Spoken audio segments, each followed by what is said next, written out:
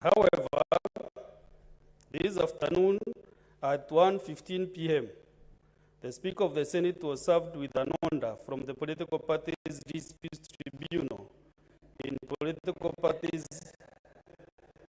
Disputes Tribunal number PPDTC E003/2023 Fatuma Ndanduro and Jubilee Party of Kenya versus Azimio la Umoja One Kenya Coalition Party, in which the Speaker of the Senate is joined as a third interested party. The tribunal issued, among its others, the following order. And first, and I quote, that pending inter-parties hearing and termination of the application, interim orders of injunction are hereby issued, restraining the respondent and interested parties, either by themselves, their servants, agents, and or any other persons acting on their behest from implementing the communication and resolution by the respondents' parliamentary group meeting held on 14th February 2023, purporting to remove the first applicant and other members of Jubilee Party from the position of Senate Minority Whip and parliamentary committees and its attendant privileges, respectively. The matter is scheduled for mention before the tribunal on 20th February 2023 at 2:30 p.m. to confirm compliance and for further directions. Honorable Senators, as you are aware, Article 3(1) of the Constitution places an obligation on every person to respect, uphold, and defend the Constitution. Additionally, Article 10 of the Constitution includes as one of the national values and principles of governance the rule of law. Article 115(1), 159(1) of the Constitution further provides that judicial authority is derived from the people and vests in and shall be exercised by the courts and tribunals established by or under the Constitution. Honorable Senators, respect of the rule of law and judicial authority are fundamental tenets of our democratic system of governance, which we hold without exception obligated to uphold. Accordingly, in the circumstances, I hereby defer the delivery of the communication on this matter pending the outcome of the proceedings that are before the Political Parties Disputes Tribunal or the vacation of the orders in Political Parties Disputes Tribunal number PPDTC/E003/2023 Fatuma Ndanduro and Jubilee Party of Kenya versus Azimio la Umoja One Kenya Coalition Party. I thank you.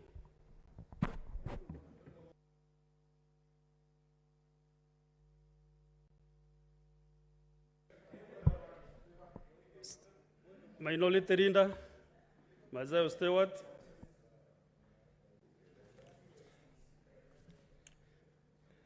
Mr. Speaker, we asked for the communication with regards to the minority side on the leadership changes. I'm glad you have read what you have read, but first and foremost, that tribunal order has not been served upon myself. It has not been served upon my brother Lekina, and it has not been served on any side of the minority. That is point number one. Number two, Mr. Speaker, you may ignore the standing orders, but you cannot ignore precedents. And I want to lay down the precedents in a very formal way. There was Murkomen, who is now the Minister of Roads, using the same provision. He was removed, and in his place, Samuel Pugisio was to take over the leadership. And it was being done by the majority side. You can see that even Kihika Kimani, who was a whip, and Kihika Kimani was the first whip that we had. But Mr. Speaker, Kihika Kimani, under the same provision, Honorable Senators, under the same provision, the minority leader will be handing under the same absolute provision, silence. Kihika Kimani, and Kihika Kimani was, Susan Kihika Kimani was removed from being a whip. And in her place, Kangata took over. The same provision was used to remove Kangata, and we put Wamatangi. And that was being done by the majority side. None of us commented on this side because that was a party issue. Mr. Speaker, we find it strange that the same House, together with all these precedents that were used, have not been used now.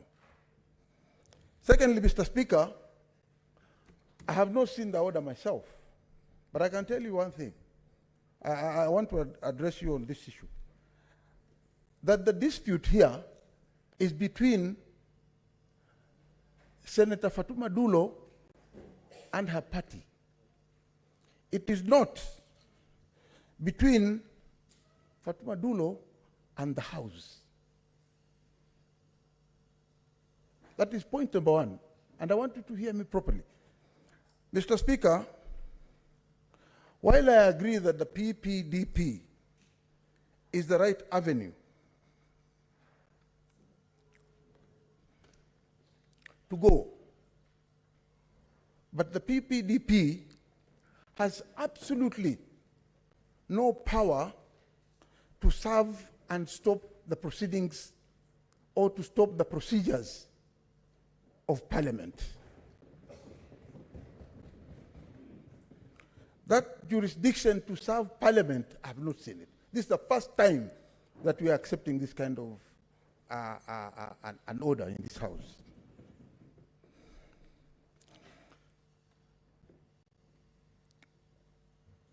What we want as the minority is that the communication that we gave you last week, which you've stayed with that communication for much too long. I've never seen communications coming to the House and staying that long.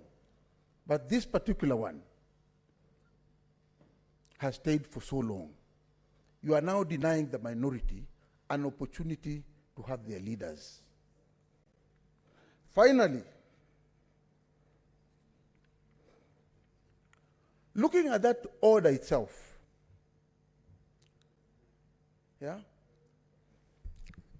it has all the parties as she wanted to have them, but it has not included the deputy whip.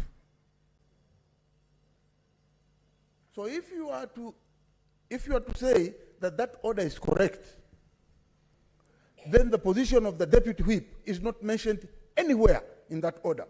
Go ahead and communicate. That order of the deputy minority whip is not covered.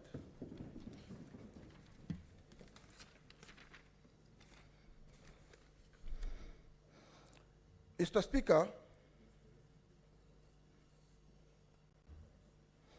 Speaker, we know there are three arms of government: the executive, the judiciary, and the legislature. These are arms of the government. And there's what you call separation of powers. Mr. Speaker, they speak about the executive, the judiciary, and the legislature.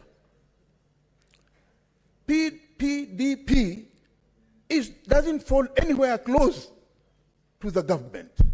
It's a tribunal, and it cannot issue an order against Parliament.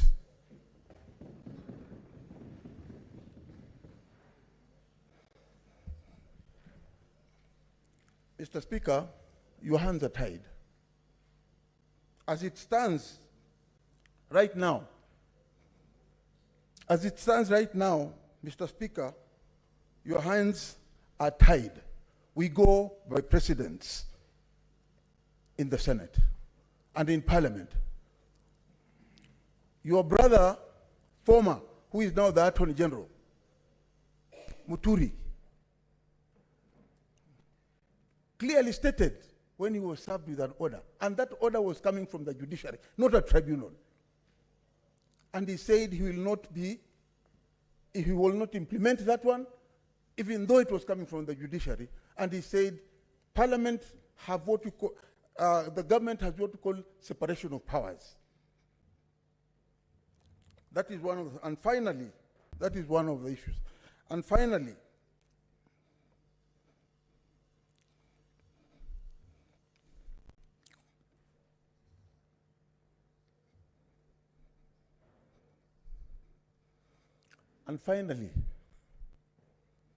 Mr. Speaker, you have not made your communication. You have gone ahead to communicate something else. You have gone ahead to pronounce yourself on the court order and not the communication that came to you before. Our communication came to you before. And there's this point of a delaying, I don't know what I can call it, but you have delayed that communication. You have allowed now to read to the House something that has come from PDP. So which communication should you have communicated first? Should you have communicated the communication that came from the minority side? Or should you go ahead and now communicate on something that does not even affect you as a senator, as the Speaker of the Senate?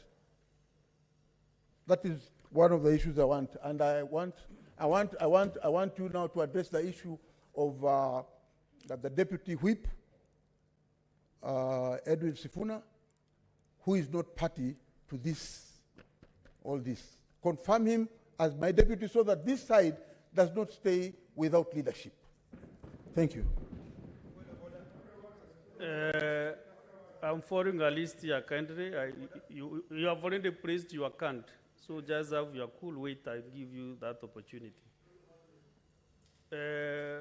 Majority Leader, Senator Chirilo Talun. Mr. Speaker, we have gone full circle. This is a very interesting debate. And if I was to be honest, and I want to be as candid as I can be, I'm a bit confused on this topic. I have defended both sides of this debate.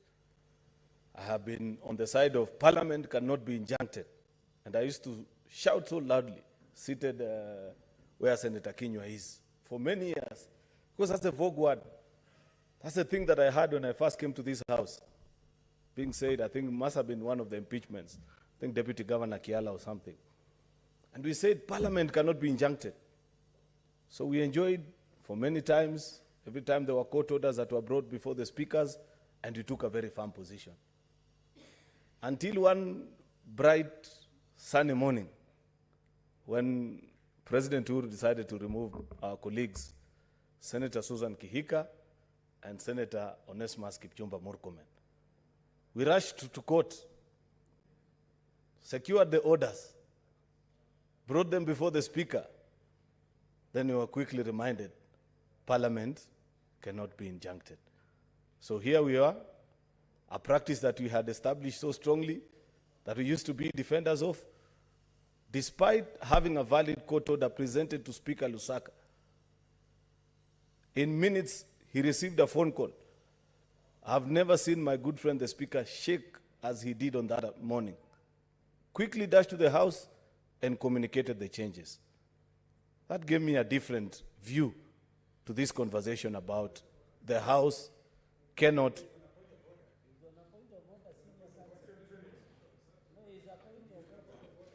Why don't you keep your calm, my good friend, so that we don't Senators, I will request you to restrain close purposes. In fact, I intend to be very brief, Mr. Speaker. And I'm happy actually today. I want us to debate like honorable senators. Hammer your points properly and sit down. Thank Another you, sir. senator will That's come what I there intend to do. and take over. I'm sure he will have his opportunity to say his what he thinks about this particular topic.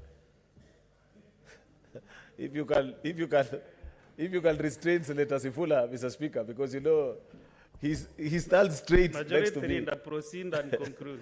Yeah. Anyway, Mr. Speaker, so today we are here. There's a court order, but there's something different because I've taken time to look at the court order. Unlike in all the previous court orders that were being addressed to the Senate, this one specifically mentions you as a speaker. And that leaves me in a very interesting place. It's not in my place to advise you. It is you to make your decision because you're the speaker. But I'm not sure whether you want to proceed and defy a court order that is directly mentioning you as a speaker and not the institution of the Senate as has been previously. Because the order that you were carrying then was to the Senate, but not directly to the speaker. And that's the leeway. That's the leeway that Speaker then used and said, in any case, it's not me as in person that have been mentioned.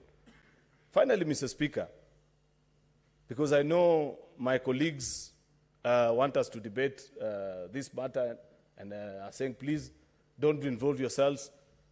But I agree with the leader of minority that there is precedence. Hardly 2 months ago, Mr. Speaker, National Assembly was vetting permanent secretaries, or they call principal secretaries nowadays.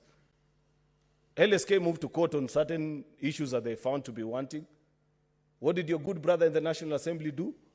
He lived up to the spirit of the Constitution as was his interpretation and waited. I think the National Assembly was injected for about a whole 1 month. In fact, the government stayed for close to 2 months without principal secretaries because of a court order. The process was still ongoing. But the Speaker said, because 1, I am a law-respecting Kenyan. 2, I swore by the Constitution.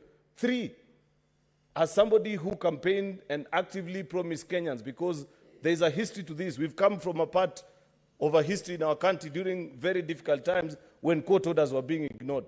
And it was one of our campaign promise, at least for those of us on this side, that we shall always respect court orders. So, Mr. Speaker, you're being invited to make or to tread on very dangerous ground, which is defy a court order that's directly addressed to you. I leave it to your wisdom, Mr. Speaker.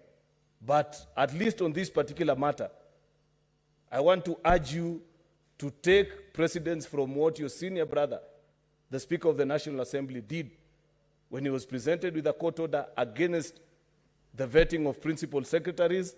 He waited until that decision was vacated by the courts and the exercise was concluded.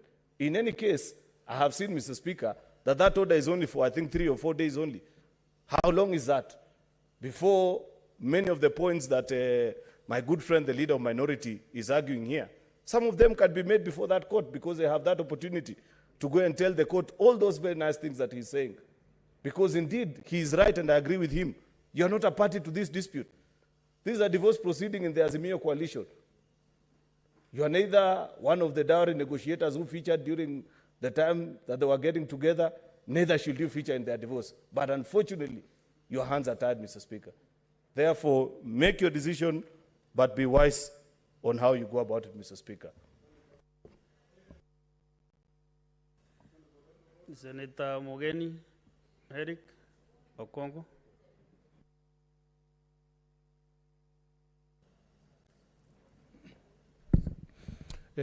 Thank you, Mr. Speaker. First, Mr. Speaker, I was trying to raise on a point of order. Because, the Honorable Senator, also the majority leader, was on a point of order. All these are prosecuting point of orders. Yeah, because, Mr. Speaker, the point I wanted to raise is that as a House, we are making reference to a court order, which on this side we have not had sight of. But it seems the majority side have a court order. They even know how it's worded. But I wanted to request, Mr. Speaker, that you know so that there is a fairness in the debate of this matter. If the court order was applied to the majority side, fairness demands, Mr. Speaker, that we should also we have been given a copy. Senator Khalwale, the issue I'm raising, it touches on both sides. We need to see a court order because, let me tell you, you know, we have all lived in this country. there are some grounds which are so dangerous to take this country to. For example, Speaker, you know, you may be thinking that that ruling you are reading today is toward the minority side. But me, I'm looking at the big picture. We have sat here, Mr. Speaker, as senators, performing a critical duty of impeaching governors. And we have been served with court orders, Senator Kalwale, before. And speakers who have sat on your seat have ruled consistently, Mr. Speaker, that if we open it up, and you record this day, if you open it up to Kenyans to start serving your office with court order, which you receive and you come and make communication, Mr. Speaker, that is the day we will start killing this house. That is the day we will start killing this house. Mr. Speaker, your office does not serve the interest of just one day. Your office should serve posterity. Posterity. Mr. Speaker, if you read our standing orders, and I'm saying this with a very heavy heart, because we are elected leaders from 47 counties with special interest senators here, Mr. Speaker. The moment we say changing leadership is a very small matter. Huh? As I speak here, Mr. Speaker, I came here to debate a serious issue that transpired yesterday before SIPAC, where Kenya Revenue Authority is levying distress on my county of Nyamira for non-payment of pay for salaries for the month of December, January. Yet my county has never received disbursements. And here we are talking about useless court orders from a tribunal. Are we serious as senators, Mr. Speaker? Some of these things, Mr. Speaker, things have happened. We have sat here, Mr. Speaker. One time, Mr. Speaker, this side removed Senator Wetangula. It took a day. It took a day, Mr. Speaker. And there was no so much ulabalu. If you go to the answer, when the governor for Wajir was being impeached, we were served with a court order, not from a tribunal, from the High Court of the Republic of Kenya. And because we respect the sovereignty of this house, we rejected that order. Where do you want to take us to now? If we start setting precedent that we'll be receiving orders from a tribunal and you communicate from your chair, Mr. Speaker, I tell you, not even a county assembly can do what we're doing. Let us be serious, Mr. Speaker. Huh? If you look at the freedom of parliament, if you go down history lane, you know it, senators. There are days you could never stop Honorable Shikuku in single party era from speaking on the floor because of the respect of the House, Mr. Speaker. I have not seen this court order, but I'm a very sad Kenyan, extremely saddened, Mr. Speaker, that we can be injected, the Senate of the Republic of Kenya can be injected by a tribunal, and we receive an order, and you make a communication. Mr. Speaker, what are we doing to this country? What are we doing? Mr. Speaker, if you read Standing Order 103, and I'm happy that I'm in this house with my colleague, Senior Counsel, Professor Ugenda. If you read Standing Order number 103, even when there are proceedings that can be deemed to be sub judice before this, there is a way you bring those proceedings before the House. Now you are talking about proceedings which have not been tabled before this House, and we are debating a matter we don't know. Me, I've never known, I've not seen these proceedings. I don't know who has filed them, against who, but here we are debating. Mr. Speaker, you should have procedurally asked the person who is affected by those orders, in line with Standing Order number 103.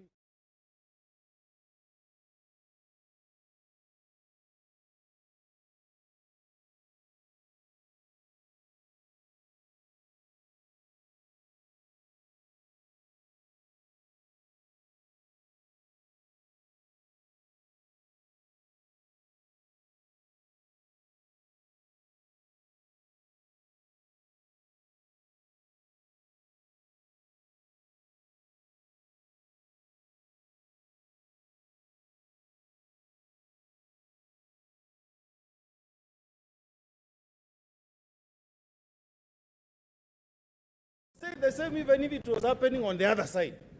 Because I know the critical role that this house plays. If tomorrow the governor for Nyamira is summoned and he comes and serves us with an injunction, then what will be my work as Senator for Nyamira? Mr. Speaker, I plead with you, Mr. Speaker, to reconsider what you are about to do. Please, for the sake of this country and for the sake of this house. And Senator Cheruiyot, please, I'm pleading with you. Don't look at these small fights here. Look at this house. Look at the interest of this house, please. Let us not kill this house. Please. Please. And I've said we have precedents. Senator Kangata was a minority whip, majority whip. You said you passed resolutions. The speaker, who was not even a lawyer, I'm happy the speaker, the substantive speaker is a lawyer. Members of Law Society of Kenya are looking at him. I was once serving as chair of Law Society of Kenya when the late Chief Justice of this Republic, Gisheru, saw the late President Kibaki at night. And we told him, these things will come back to haunt you. When Kenyans enacted the new constitution in 2010, read it. A proviso was put in that constitution, barring that Chief Justice not to serve under the new constitution. So you must protect your office. You must protect the reputation of the office of the Speaker for posterity. So, Mr. Speaker, please, if there is any court order, if there are any pleadings, bring them to the House, table them here, we debate and make a decision. We are a senior house, the upper house. Senators, I rest my case. Thank you. Senator Mboni Karwale.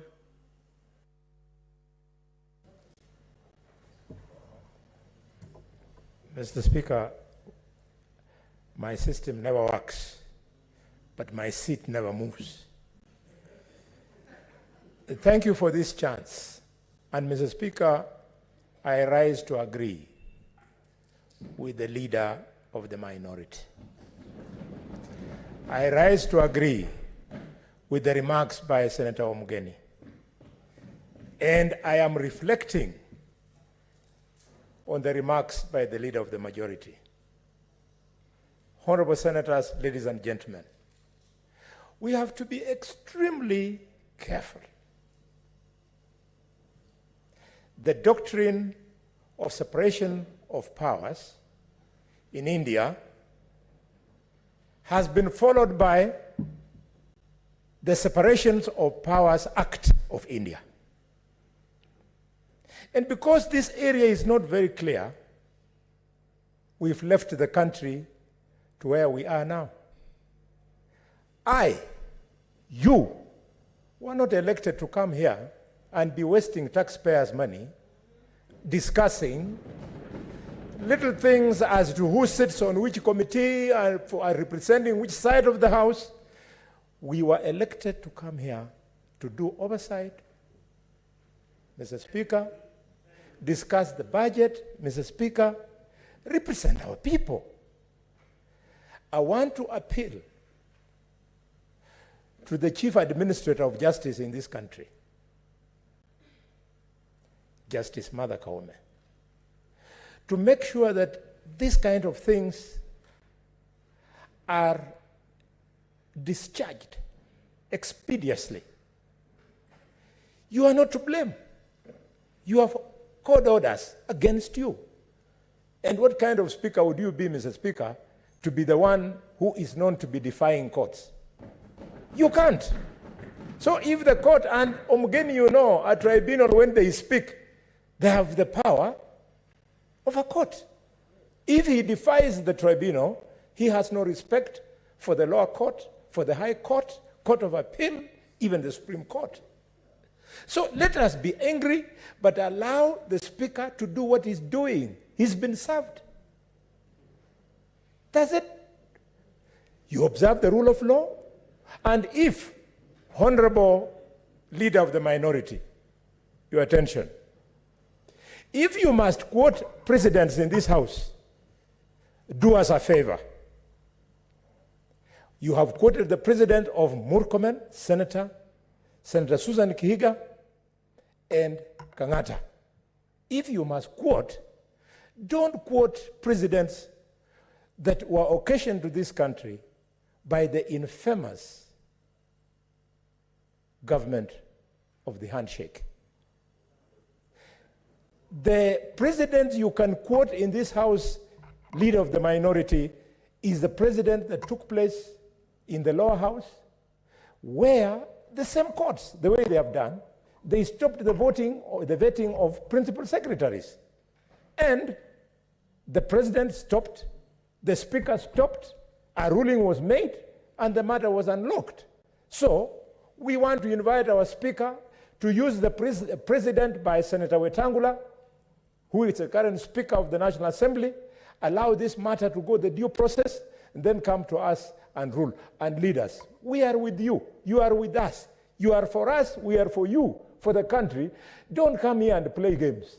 Let this thing end quickly through the due process being respected, instead of coming here, taking us around, walking out of the house and coming to Kakamega and singing to women over the weekend. Mr. Speaker, let us finish it here. You, Mr. Speaker, don't be intimidated by me. Don't be intimidated by the leader of the minority. Walk the narrow path, rule of law. There is a court order against you ruling this thing. Wait, when it is discharged, do your work. Mr. Speaker, I urge you not to listen to the standing order from the leader of the minority. Senator Sifuna Edwin. If honorable senators, if you have placed your hand in intervention, actually even I'm picking even from the requests, kindly hold on.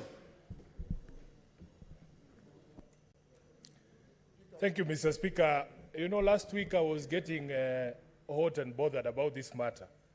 But now that I know exactly what's going on, I'm just laughing, Mr. Speaker. I've discovered that they are just basic political games. I would use the word cheap, but people will jump out of their seats. Mr. Speaker, last week somebody told me that, you know, when I was elected, I came to this house thinking I'm coming to legislate, to oversight, and to do what? And to represent my people of Nairobi, Mr. Speaker. Somebody added another thing here last week, that I have also come here as a student to learn. So I will also take this opportunity to teach what it is that I know, and that is the law, Mr. Speaker. First, I am very happy. Honorable Senator Nairobi, you remember I reminded you in the morning that you are a senator for my kids. So teach them also how to represent. Yes, I am hoping, Mr. Speaker, that your children are watching, because I will be saying a few things, and I hope that I can inspire them to be future senators of Nairobi. Mr. Speaker, first of all, I'm very happy that we have come to this juncture. I was imploring you last week that you need to get this matter out of your office so that we can pursue the dispute between us and one of our members in the proper forum. I want to agree with Senator Dulo and the action that she has taken, that in fact the proper forum for resolution of disputes between political parties and their members, or political parties and political parties within a coalition, is a political parties disputes tribunal. We have been vindicated as a minority because we were telling the House last week that in fact the Speaker has no role whatsoever in the dispute amongst the minority party. That in fact what the standing orders require you to do, Mr. Speaker, is upon receipt of this decision that has been made by the minority party, all you need to do is to make a communication to the House so that everybody else is aware. Number two, Mr. Speaker, there is something called jurisdiction. Jurisdiction is everything, as I say in law. Every single court and tribunal in this republic has to derive jurisdiction from a specific provision, either of the Constitution or of an act of Parliament. If the law does not give you jurisdiction, Mr. Speaker, you cannot assume that jurisdiction by yourself. Jurisdiction of the Political Parties Dispute Tribunal under Section 40 of the Political Parties Act is limited to the matters that I have alluded to, disputes among the members of a party and the party, or political party against political party, That jurisdiction, Mr. Speaker, does not extend to a jurisdiction over disputes over this House. The Political Parties Dispute Tribunal has no jurisdiction over the Senate, Mr. Speaker. And if you want to know that the people who went to court in this particular matter who went to the tribunal are aware of that fact, the Speaker of the House is actually not a respondent in that matter. They are named as an interested party, Mr. Speaker. Thirdly, Mr. Speaker, I, because of my nature as a fortuitous person, have obtained a copy of that court order. And a plain reading of the order has limited the matters before that tribunal to the question of the seat of the whip of the minority side. The question of the seat of the deputy whip is not a matter before the tribunal, and it is not covered by that court order that you read to us, or that you refer to, Mr. Speaker. The question then would be whether we can debate the legality of the order, whether the tribunal can injunct Parliament. The court order has expressed itself to a specific matter. What difficulty did your office have in communicating matters not affected by that court order? So that we in the minority, and knowing how our court system works and how long justice takes in this country, are being told that until these matters are resolved at whatever stage, because it will come from the PPDT, we know she will go to the High Court as is her right.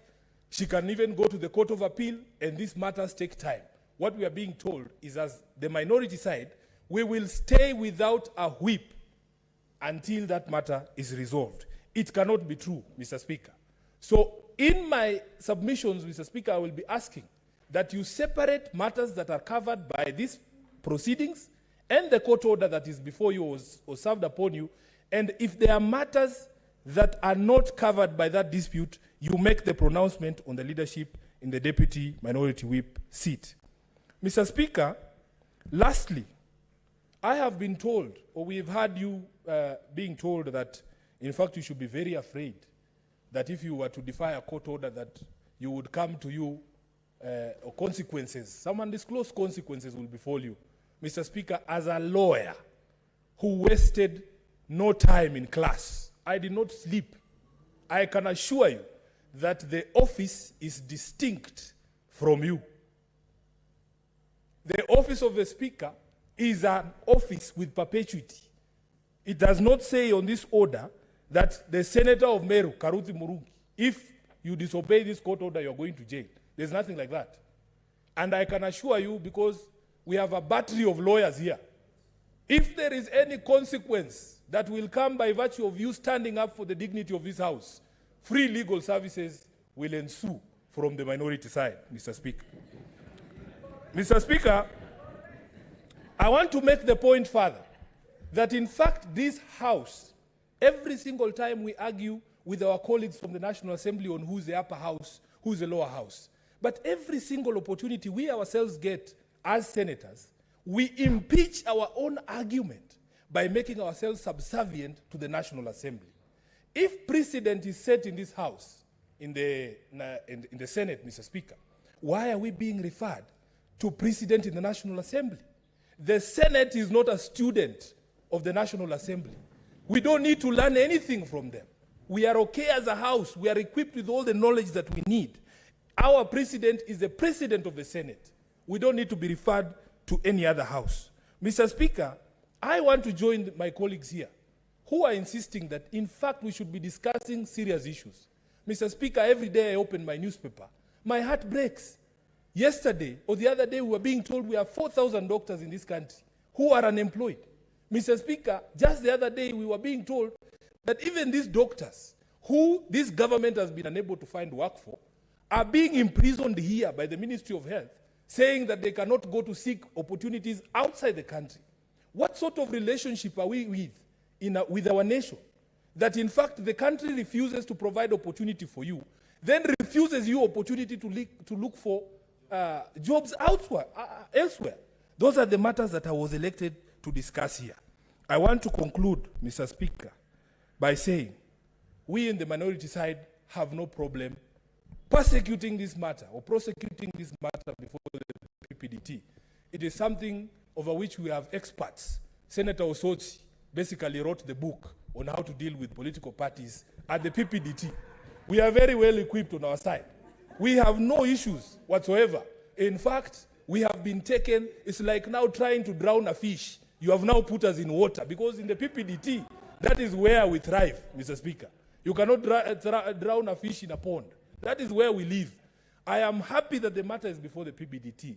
But before we conclude that case, Mr. Speaker, please do not allow this House, which in our own constitution has the powers of a high court. We are, in terms of the judiciary, you are at the same level as a high court. How can a magistrate's court issue an order directing the high court on what to do? Mr. Speaker, these are the questions to ponder. For that reason, I want to say, Mr. Speaker, please, please, let us not destroy this House. Give this House a dignity that has been given by those who came before us. Ensure that we are respected by all organs of government, and please do what the right thing is. It doesn't matter how long it takes. You cannot impose leadership on the minority side. I thank you, Mr. Speaker. Thank you. Senator William Cheptumo. Thank you, Mr. Speaker. Mr. Speaker, I am happy. Our debate today is very sober. And I think this is really good, Mr. Speaker, because we are being watched by our Kenyan people. Mr. Speaker, I listened to your communication very carefully. And it gave me the impression that you are ready today to issue a communication on the issue before the House. But you were stopped by the court order. Mr. Speaker, listening to the submissions by colleagues here, I would like to refer this House to Article 2 of the Constitution. This Constitution is a supreme law of the Republic and binds all persons and all state organs at both levels of government. Mr. Speaker, Parliament, in my submissions, is a state organ, one of the state organs, and therefore it is bound by this Constitution. Mr. Speaker, I want to refer members again to Article 159 of the Constitution on judicial authority. The judicial authority is derived from the people invested and shall be exercised by the courts. An emphasis, Mr. Speaker, the courts and tribunals established by or under the Constitution. Sub-Article 2 of the same article says, in exercising judicial authority, the courts and the tribunal shall be guided by the following principles. Justice shall be done to all irrespective of status. Mr. Speaker, sir, I wish to submit that the framers of the Constitution, Mr. Speaker, and by that time I was serving as the Deputy Minister of Justice by this 2010. It was to give authority, Mr. Speaker, to the High Court and give similar powers also to the tribunals, Mr. Speaker. Political parties tribunal, therefore, Mr. Speaker, is an organ that has the power to issue orders, which under Article 2 of the Constitution should bind this House. Those are my humble submissions, Mr. Speaker. Mr. Speaker, the members from the other side are saying that this ought not to have happened But, Mr. Speaker, the decision they have made as a coalition is affecting political rights of a member of this House. And that is why that member has gone to court, Mr. Speaker, to secure that right, and especially if that right is infringed in a manner that if she feels is unconstitutional. So, Mr. Speaker, I think there is the balance between what we want to achieve as political parties and also political rights of an individual, Mr. Speaker. And so, Mr. Speaker, I want to submit that you are within the constitutional principle.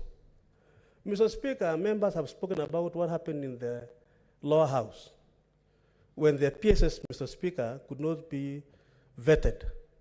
I want to add another situation again which arose, Mr. Speaker.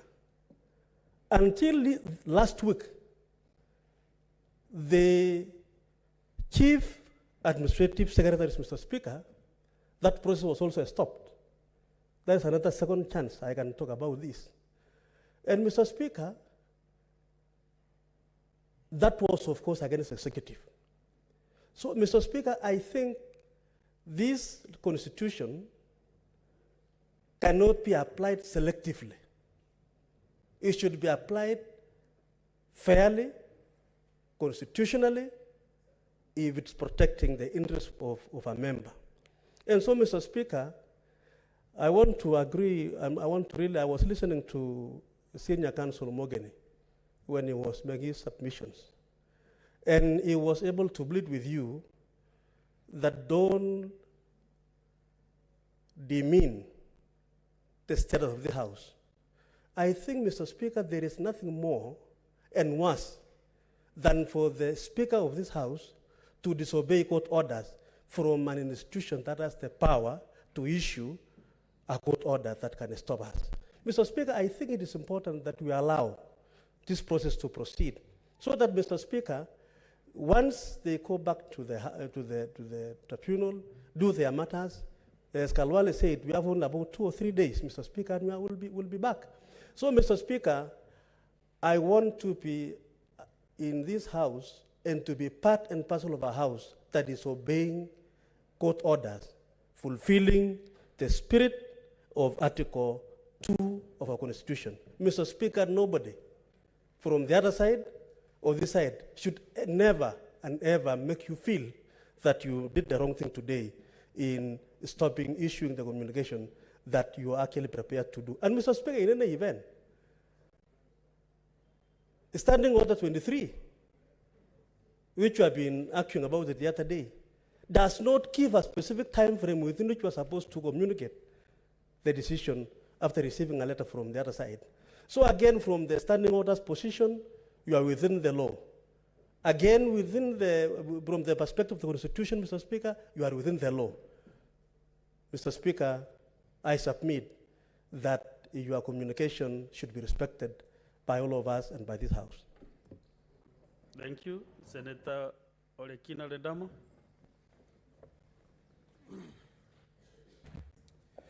Thank you, Mr. Speaker. Mr. Speaker, I want us to be very sober today and try to prosecute this matter in a process that will be able to set a precedent and also being futuristic. Mr. Speaker, I want to pick it up from where my colleague, the senator from Baringo, has left. And I want to borrow from what is commonly referred to as the doctrine of pleasure.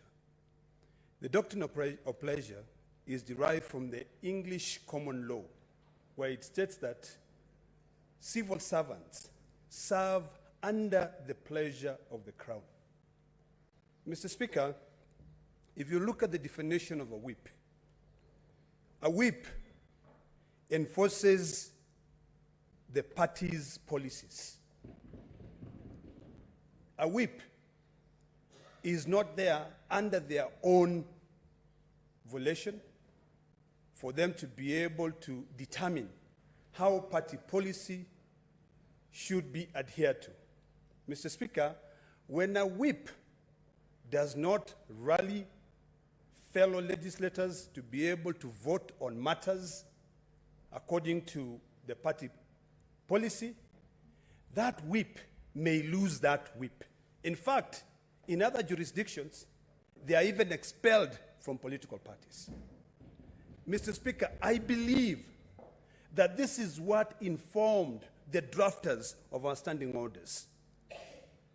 When they drafted standing order number 23, Mr. Speaker, and I want to tell you, Mr. Speaker, that your hands are completely tied, because a speaker is not a prefect of political parties. Mr. Speaker, the standing order is very clear. It's written in simple English. It says, upon a decision being made by the majority party or coalition under the standing order, the decision of the party or coalition shall be communicated to the speaker in writing, together with the minutes of the meetings at which the decision was made.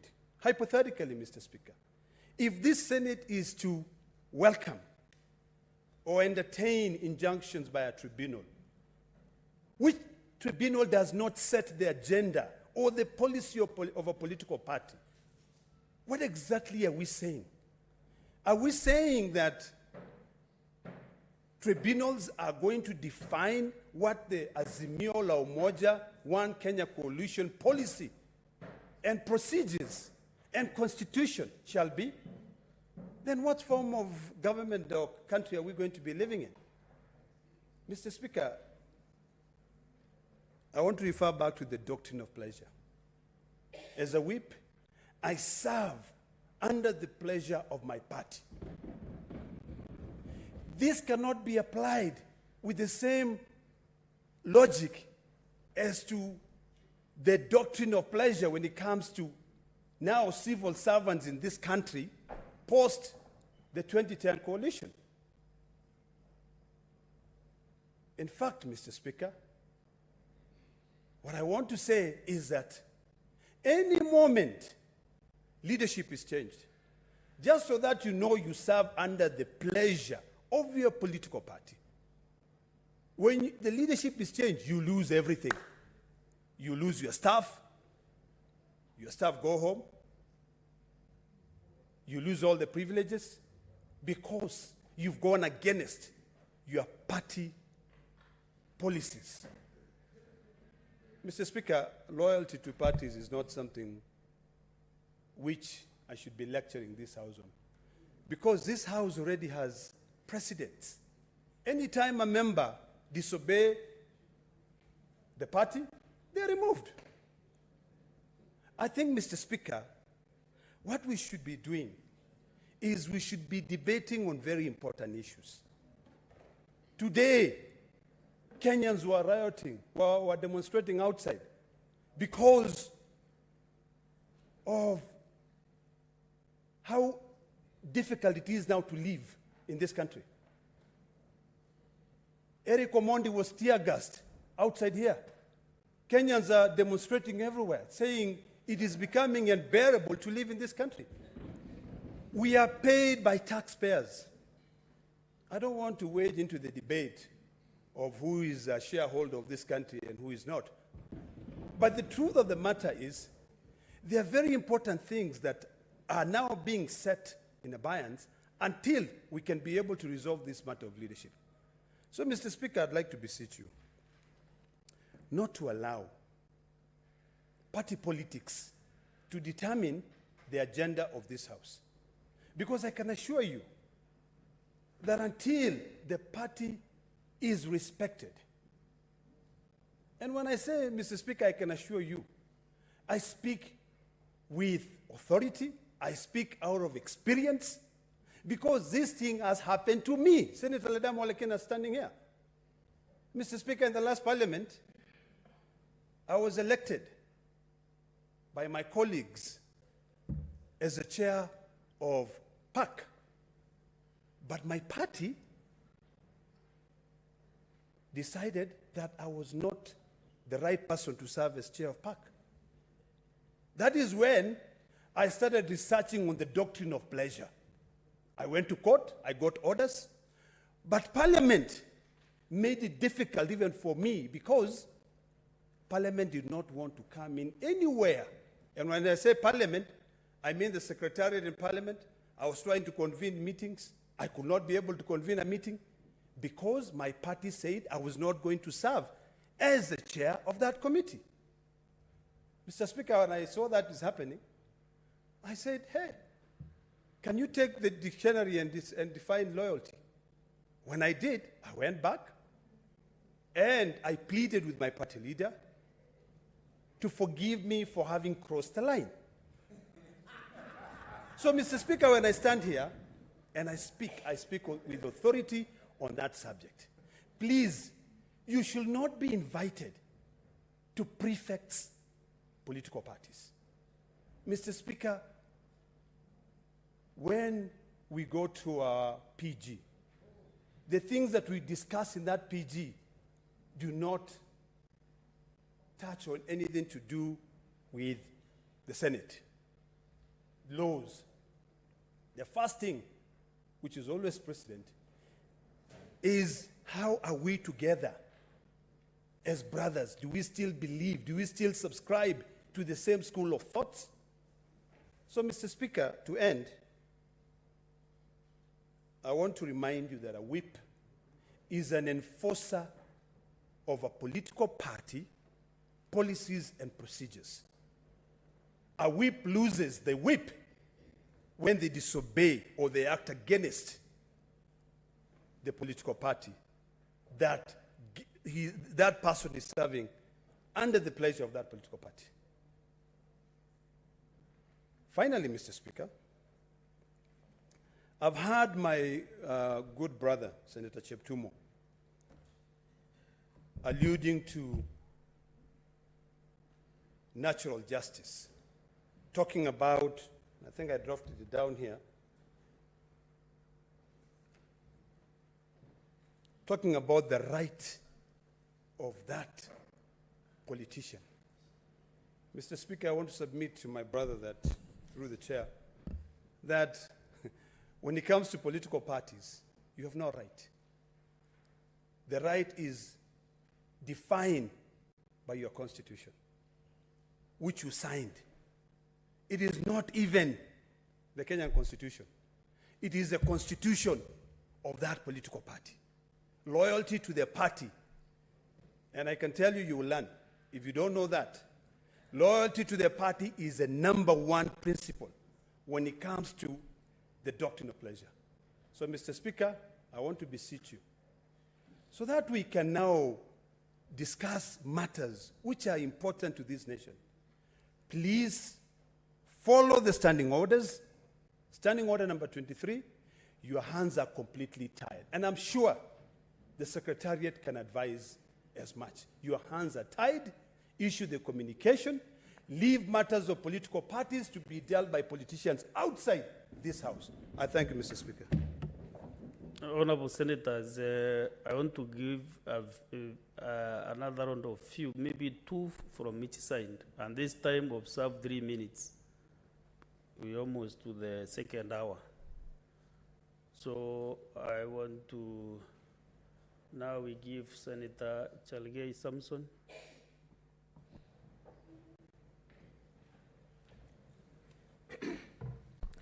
Thank you, Mr. Speaker. I have been listening keenly. As a House, it looks like we are going to full circle, because some of us in the previous session, we were subjected to similar issues. But I want to maybe make a few points, Mr. Speaker. One is that the wording of Article 3 of the Constitution says defense of the Constitution. You have an obligation as the House of the Speaker and as a person to defend the Constitution. And every matter that comes to the House, Mr. Speaker, is considered case by case. In as much as when you look under Standing Order number 1 on looking at the precedents and traditions of Parliament, Mr. Speaker, you must considering that Article 10 on principles of good governance and national values, the rule of law, forms a biggest basis of the value, Mr. Speaker. The minority side today is trying to lecture us about disobeying the rule of law that has been accusing the majority side and the government of disobeying the law. Mr. Speaker, I remember when our brothers were de-whipped and removed. Me, personally, Mr. Speaker, I was removed in a press conference. So mine was worse, but others, at least the communications came to the floor of the House, Mr. Speaker. Mr. Speaker, the Speaker then, Lusaka, just issued, and I'm surprised that my senior and my brother, Senator Stewart Madzayo, there was no ruling that came from that chair. The Speaker, Lusaka, just noted the changes. He didn't even give a ruling. I remember the former Senator of Elgeyo Marakwet and the current CS even requested for the ruling up to the last time we were leaving the House before going to general elections, Mr. Speaker. This habit of disobeying court orders was a symptom and behavior of the handshake government, where the minority side was thriving because they didn't obey any court order. And this government or any other arm of government, Mr. Speaker, should not disobey a court order, Mr. Speaker, in as much as we appreciate the distinction of separation of powers, Mr. Speaker. When you look under the Article 159, Article 169, the tribunal, and I have tremendous respect for my learned seniors, Senator Sifuna, Senator Okongo Mugeni. But intellectual dishonesty should not take us to make comments that are convenient to do so because of political expedience, Mr. Speaker. When you look under Section 40 and 41, when this thing goes to PPDP, and Senator Sifuna say that is their field where they thrive, the 3 months are provided on how these disputes can be done. But, Mr. Speaker, we are not saying you should perfect political parties or manage affairs of political parties, but you have an obligation to protect the law. If this divorce of Azimio and Kenya lands is going to be messy with a lot of casualties, whichever direction they want to take, Mr. Speaker, we are not saying you should be part of it, but we are saying protect the law and follow the law for the benefit of all of us, Mr. Speaker. And therefore, I agree with you and support your decision that let the minority side be patient. Patient does not hurt anybody, Mr. Speaker. And when those changes will come, you will communicate as per the law, so that we are not running this House, Mr. Speaker, the way all of us want to do, Mr. Speaker. And as a Speaker, Mr. Speaker.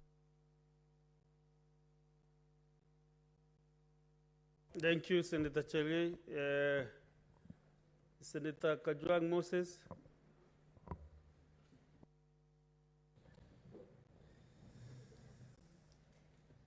Please, you are 3 minutes carefully. Mr. Speaker, this is not a legal matter. This is a political matter clothed as a legal matter. And we are behaving not unlike many county assemblies, which in the last 10 years has built a strong precedent in removal of speakers, deputy speakers, and leaders of the houses. Mr. Speaker, I've seen this. Homa Bay County Assembly, in the last term, changed speakers 4 times, leaders of majority and minority almost 5 times. And every time, they hid under legal terms like that which was born in your communication, Mr. Speaker. Mr. Speaker, Standing Order number 23, if you read it carefully, and I've read it up to the end, we are engaged in what Shakespeare would call too much ado about nothing. Mr. Speaker, once you have received communication of the changes from the minority, the standing orders do not require you to do anything. All you are required to do is to receive. And I've read that Standing Order number 23, and I heard the chair legal saying that there's an element of communication. It is not there. There's no communication. Communication could probably be for pecuniary reasons, Mr. Speaker. We acknowledge that the current whip has staff. The current whip has got certain benefits. The current whip has got accommodation and office, and there has to be order in the manner in which that transition happens. And Mr. Speaker, on the minority side, I believe that that order and respect must be observed, because the people working for the current whip can easily work for the next whip. The office or the benefits the current whip is enjoying must be dealt with in a manner that does not leave her feeling like she's being crucified by this House. Mr. Speaker, we have a de facto whip on this side and a de jure whip on this side. You can be legal but illegitimate. And Mr. Speaker, that's why in our weekend rallies, and the leader of my majority got us wrong. We are saying, yes, William Ruto is the legitimate president, but he is illegitimate in our eyes. The matter of legitimacy was dealt with at the Supreme Court. The matter of illegitimacy is upon us. Mr. Speaker, you can have a legal child, but that child is illegitimate. So, even on our side, there is nothing that stops Senator Ledamo Lekina from assuming the duties of the whip. All we need from Mr. Speaker is your communication or the communication of the clerk to ensure that there's a proper and orderly handing over. And I want to urge the new office bearers that those staff you're going to find in those offices, treat them well. Finally, Mr. Speaker, we are watering down this Senate. This is our second session. We have not processed any single private member's bill. My bill is on the order paper. Release us so that we can start discussing issues. And Mr. Speaker, if you observed, the president went for the induction of the National Assembly. He sent Gachagua to the induction of the Senate. That tells you where the government of today puts the Senate in the pecking order. The president took time to be with governors in Naivasha, and he sends Rigiji to be with senators. That is a position that we are putting ourselves in, and very soon we shall be considered along county assemblies if we continue squabbling instead of... Okay, Senator Mgatana Danson.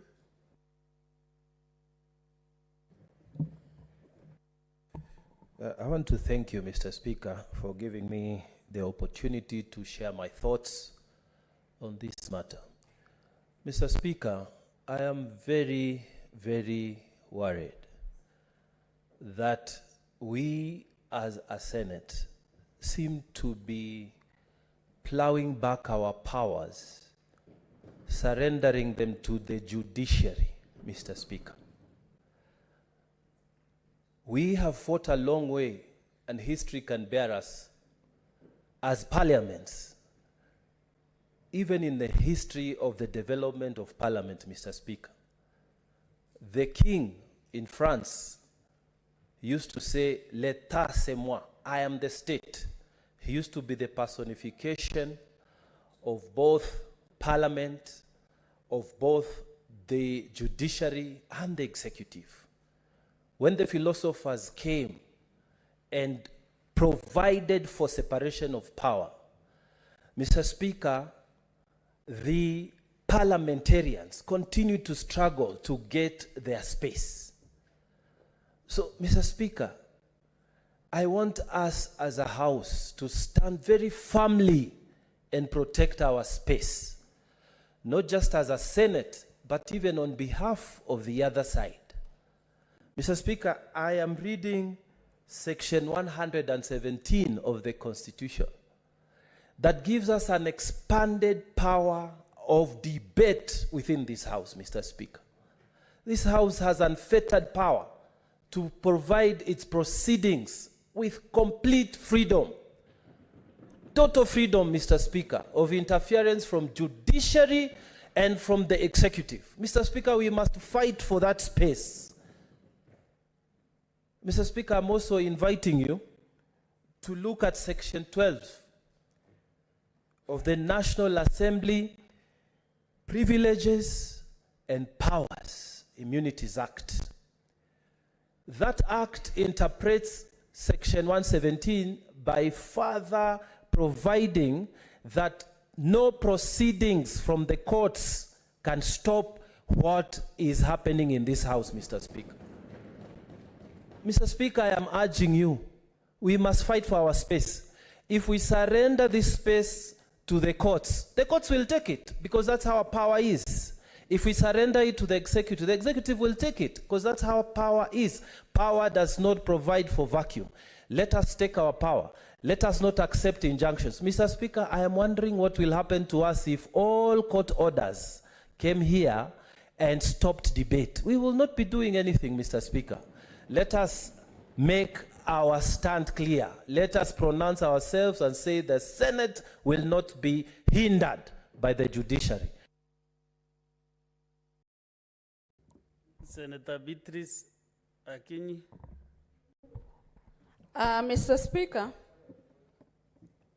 I rise on my foot to add my voice to the discourse that has been going on here over the last 4 sittings. And to start with the court order that the majority side are asking you to respect, a court order which to me you have been waiting for. Mr. Speaker, reference has been made to a political right of a member, that right must be... Senator Beatrice, did you say, or did you say? I said I add my voice to a discourse that has been before this House over the last 4 sittings, a discourse that was initiated by the minority, but largely now of interest to the majority. Honorable Speaker, as we talk about, Honorable Speaker, as we discuss this issue, I want to remind this House of very serious issues that Kenyans have interest on that we should be discussing. Honorable Speaker, there is the hot issue of the plight of ECD teachers in this country. This House should be taking this all afternoon and all this time we've been using to discuss the political issue on how to solve the challenge of the ECD teachers that have a struggle with our governors and the Salaries and the Remuneration Commission. Honorable Speaker, Kenyans are struggling with a number of issues. Counties have not gotten their money. Some of the counties, I was in some conversation where some counties got their disbursement. The last of it was in October. That, to me, should be a very important issue that should be discussed by this Senate. If I don't mention the issue of drought, we see forest burning. Of concern is grade 6 in secondary school, while grade 8 is in primary, and there are no teachers teaching grade 6 in the secondary schools. What I'm saying, Honorable Speaker, is that as we struggle with the issues of political parties, and as we struggle trying to get a member to have their political right the way they want, I want to remind you, Honorable Speaker, that that same member is recorded here having said that the minority side should take their leadership. So, Honorable Speaker, what... Thank you. Time is over. Thank you, Senator Nerito John Kinywa.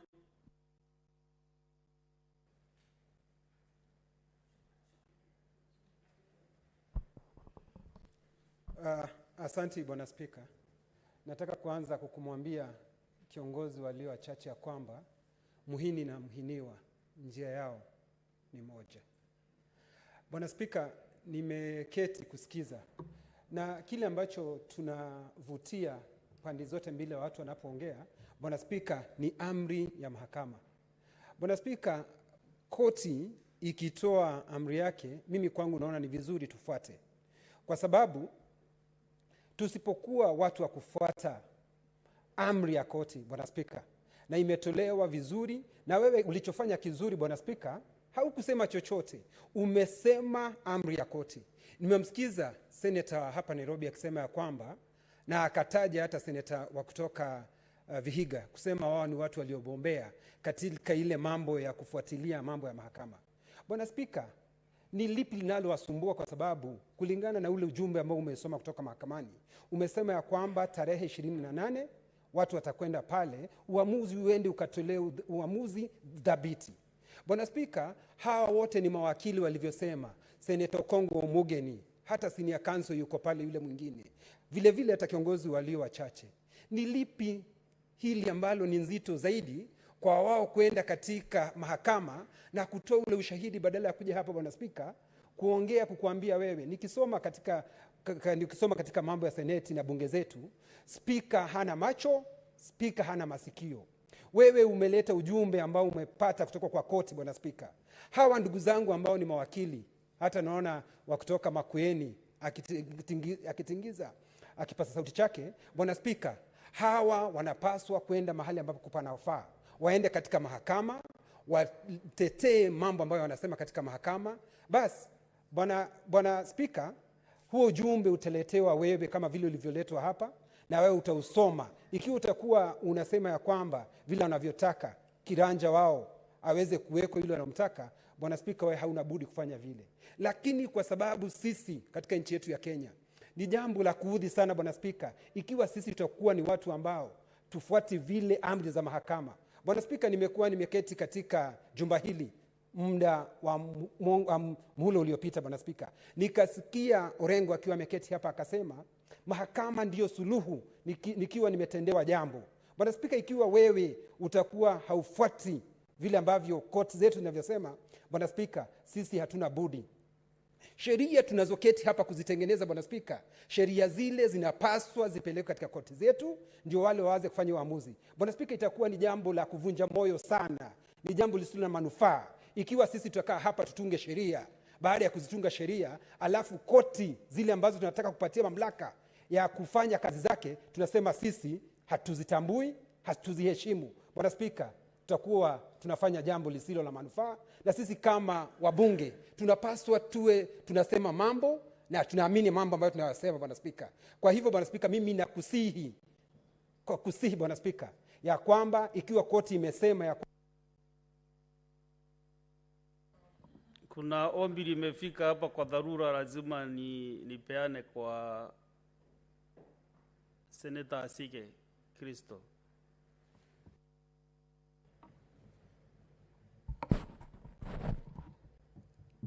Thank you, Mr. Speaker. Mr. Speaker, I am generally a very sensible, thinking human being. My life has taught me the things that are important and the things really that can fall to the side. Mr. Speaker, I haven't said a word in the last 4 sittings because I have not been given an opportunity to prosecute the things that matter to the constituents that I am here to represent.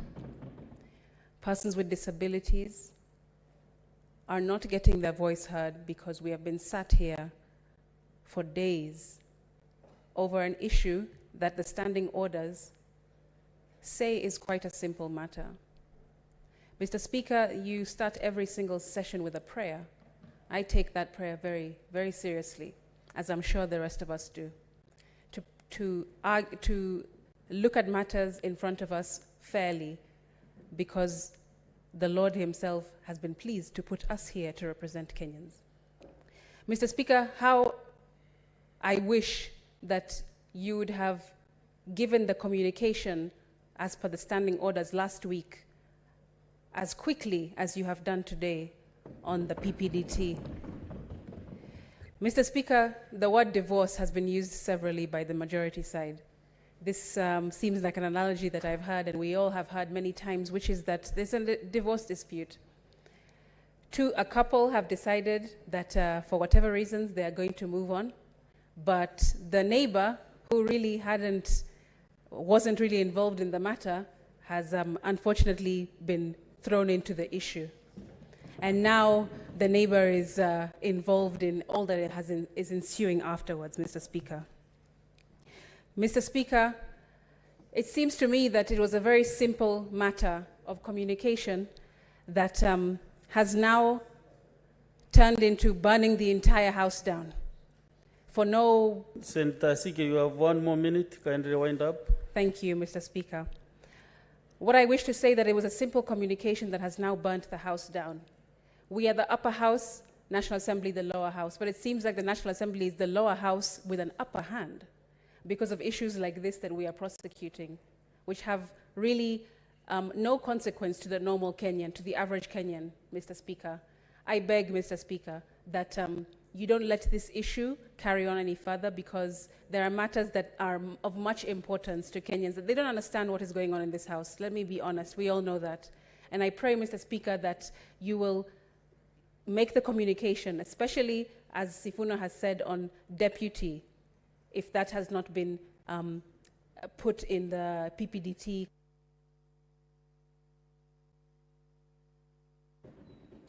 So, honorable senators,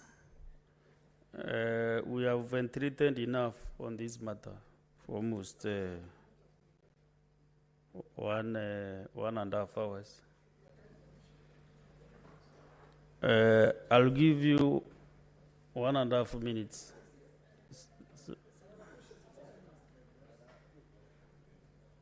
Mr. Speaker, the only matter which has not been addressed is sub judice. Sub judice, once a matter is already live here, then immediately the courts respect that and they don't interfere with the matter. Once a matter is already live in court, then Senate cannot deal with it. What has happened in this matter, these proceedings were prosecuted yesterday, and it's a matter of public notoriety even to the tribunal that the matters were already live in Senate.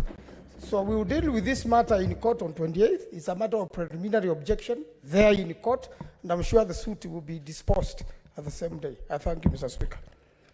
Thank you. Thank you, Bagweni, Senator. Actually, that will really relieve this chair from all this agony. If you're in my socks or my shoes, you must know what I'm carrying on my shoulders. I can see today Senator Sifuna is really sympathetic with me. And that I mentioned is my children senator. I think moving forward now you should be my good friend. Yes. So, honorable senators, I think this matter should rest there for today so that we can make some progress with the other business of the day.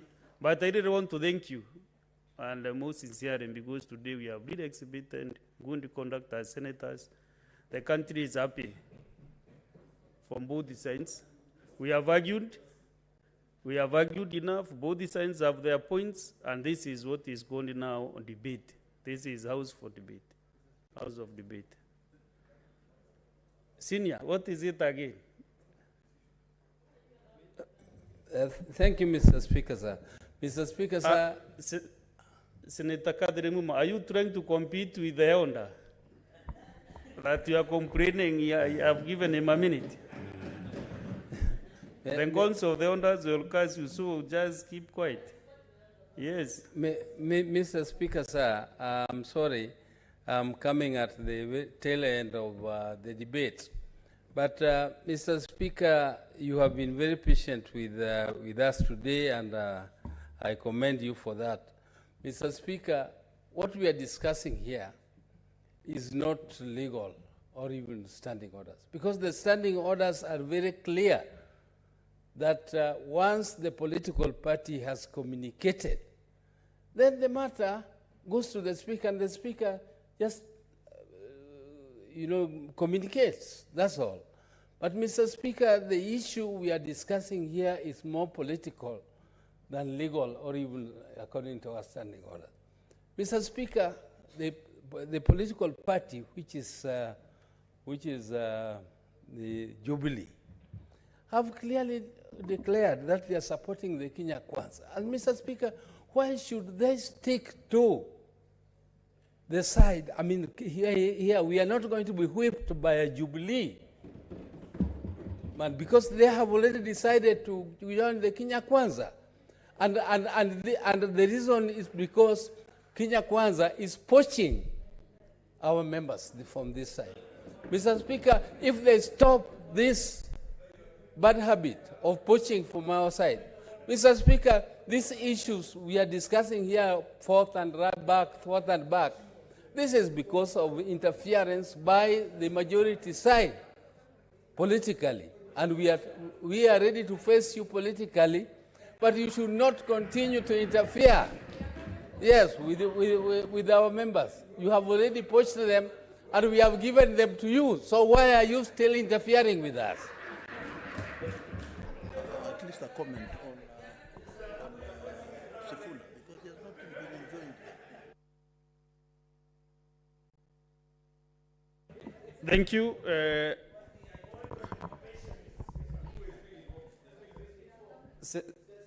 Senator Onyonka, who are you informing? Senator Buru Ondinga? Yes, sir. But Dombonde is now on the floor. No, Mr. Speaker, if you just give me a minute, sir. It's so important. I've been waiting, sitting here for the last 3 hours. No. Senator Onyonka, just a minute. I will give you a chance. Speaker, I know I shouldn't be on the floor when you are there, but gentlemen, relax. Senator Take it Nyonka. easy. You are in power now. Power is transitory. Under Senator Nyonka. Power is transitory. Relax. Under Senator Nyonka. Honorable Senators, I'm making my second communication. Honorable Senators, in the Speaker's Gallery this afternoon, we have 10 teachers from Mundi Awori Primary School in Busia County who are in the Senate on an education tour. I request each member of the group to stand when called out so that they may be acknowledged in the usual Senate tradition. They are one, Nobati Baraza Peri, head teacher, Eunice E. Bwile, deputy head teacher, Tolin F. Awino, teacher, John O. Onditi, a teacher, Bonaventure Luyemba, a teacher, Boniface Wanjara, also a teacher, and the following 3 other teachers, Murekano Ann, Jacqueline Ngila, and then we have Vincent Oyobo in charge of welfare. And lastly but not the least, Juma A.U. Jospat from the Examination Council. Honorable Senators, in our usual tradition of receiving and welcoming visitors to Parliament, I extend a warm welcome to them, and on behalf of the Senate and on my own behalf, wish them a fruitful visit. I thank you. Next order.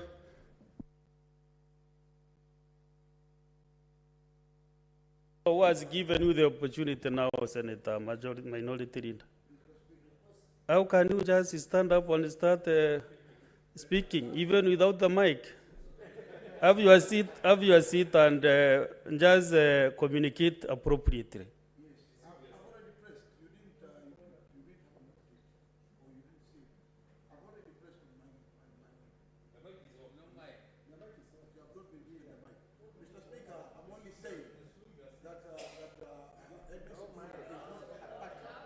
Do you have? I think we concluded that order, Minority Leader. And from last week, I said you cannot compel the Speaker to make decisions on the chair. No, today I might lose on you again. No, you know, I've been so lenient the afternoon, and now you are taking me back again to the same thing we have concluded. Honorable Minority Leader. So who is the one of the court order? And he not to have the court order. The same court can clear him. You argue those issues in court.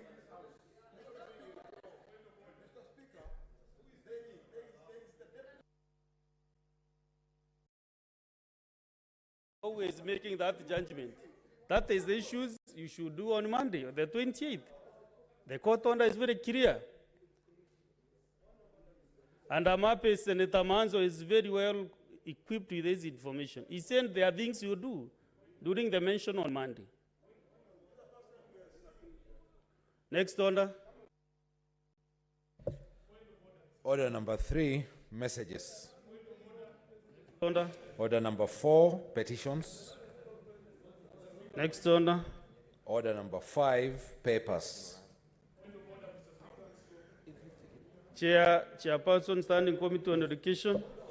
You have their papers today?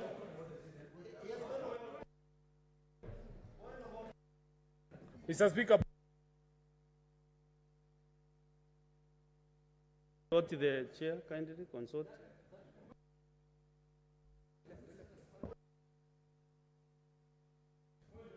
Thank you, Mr. Speaker.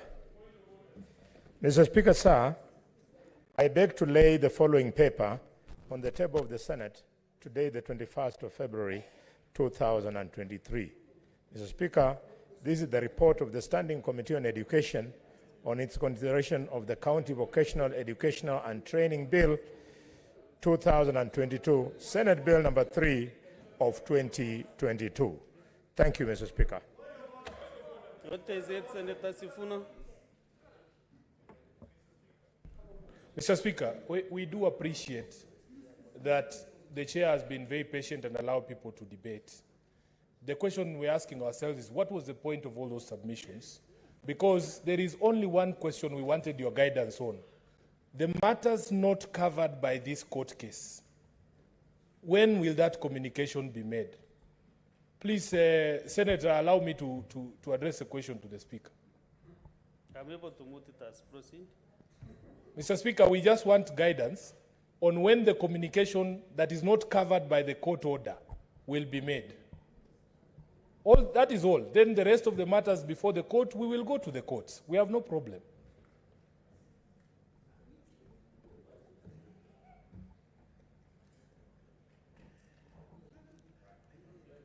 Proceed. Should I proceed, Mr. Speaker? I'm saying the only question we're asking ourselves is when will the pronouncement or the communication be made over the position that is not covered by the court case? Because as we have said, Mr. Speaker, and the court order is before you, the case is specific to the question of the seat of the whip. It does not cover the seat of the deputy whip. Mr. Speaker, when can we have that communication? That's all we're asking. You know, Senator, Nairobi Senator Sifuna, you know the issue of when is what has caused us all this problem. If there is anything that has been not covered, that has not been covered by the court order, then that matter I will look into the court order and then I will communicate. But now the when and how, you leave that to the office, to my office to communicate. And also, you know, I don't work in isolation. We work with a team of experts who run the house. So we'll be able to go through the court order and advise. Thank you.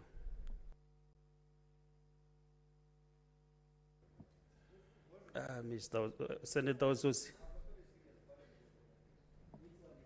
I thought you should be now crafting some communication because you are an expert in this matter.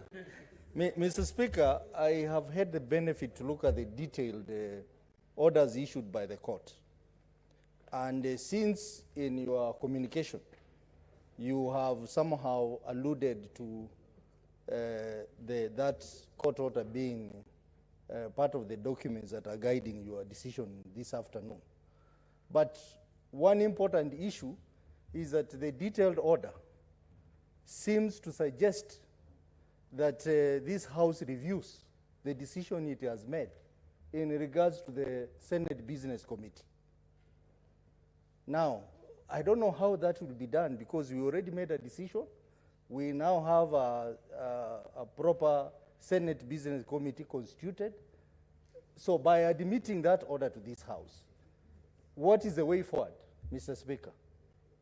Because, and that's why Senator Omugeni was requesting that that order be tabled before the House. We discuss it because there are some fundamental issues in that order which are going to affect this House fundamentally, Mr. Speaker. Senator Haji. Thank you very much, Mr. Speaker. Mr. Speaker, I've listened to the proceedings and the submissions by the members. And I would not want to correct my elder who has spoken here before me and stated that Jubilee has been poached and has moved to the Kenya Kwanza side.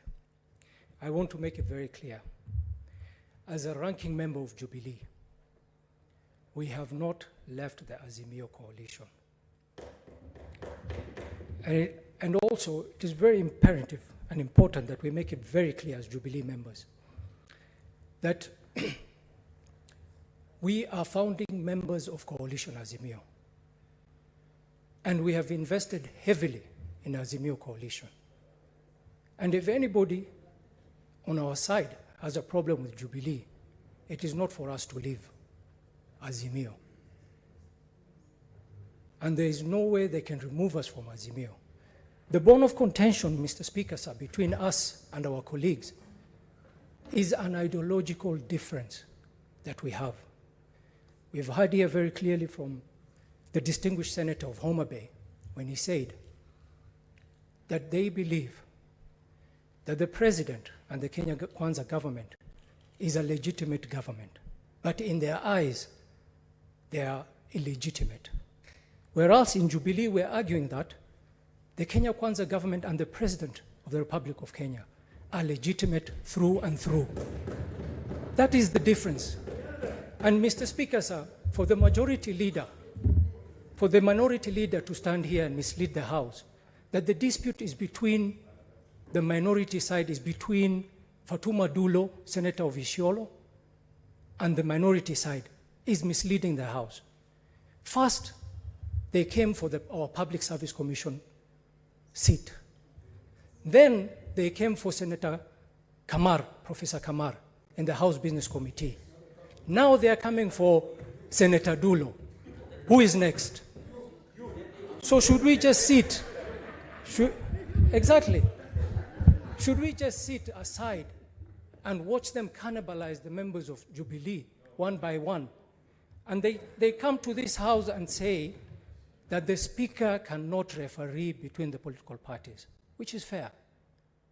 If the Speaker cannot do it, the courts can do it. And that's why Senator Dulo and Jubilee went to court, to stop this injustice which is going on here. We have not left Azimio. We have a difference.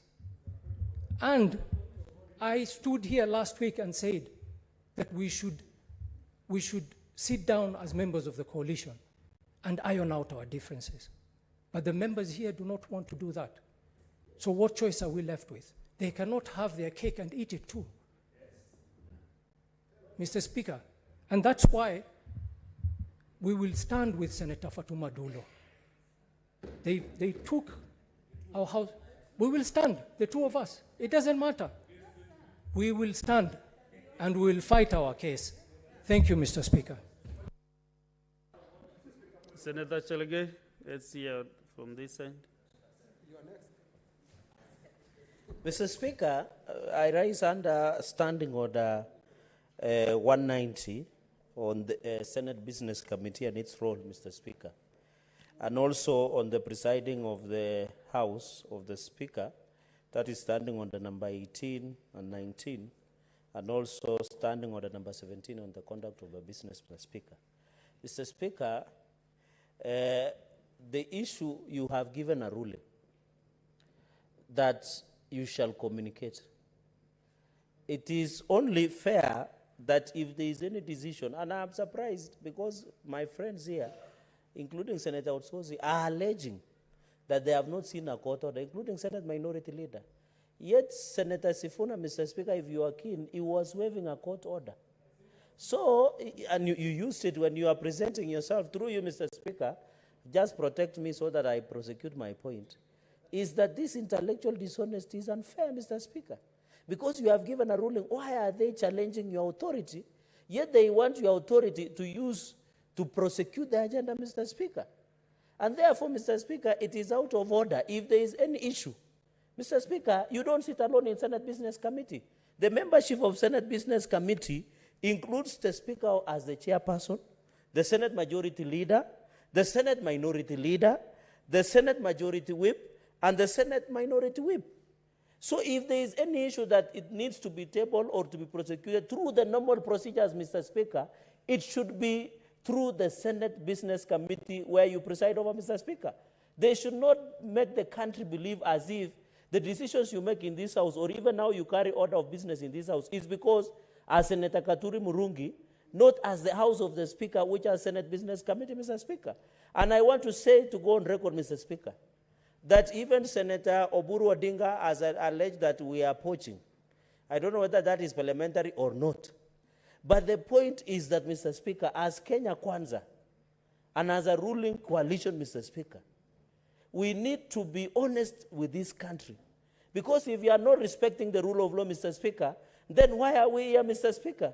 And therefore, even Senator Haji, Mr. Speaker, Senator Haji and Senator Oburu Odinga, Mr. Speaker, Kenya coalition, Mr. Speaker, as a ruling coalition, everybody is welcome. Even if today ODM wants to join government and defect to government, there is no problem. Because that is the essence of political parties' democracy, Mr. Speaker. Mr. Speaker, I'm still on point of order, Mr. Speaker. I don't know why Senator Ledama is getting agitated, and I was listening to him, Mr. Speaker. In conclusion, Mr. Speaker, let no one intimidate you, challenge your authority. You are the authority, an absolute authority, Mr. Speaker. If you have made a ruling that we proceed with Senate Business Committee, so be it. Anybody who misbehaves and rule, Mr. Speaker, standing order 123, 121, they should be thrown out. The way I was done. Honorable Senators, I think this issue is well placed where it should be. Yeah?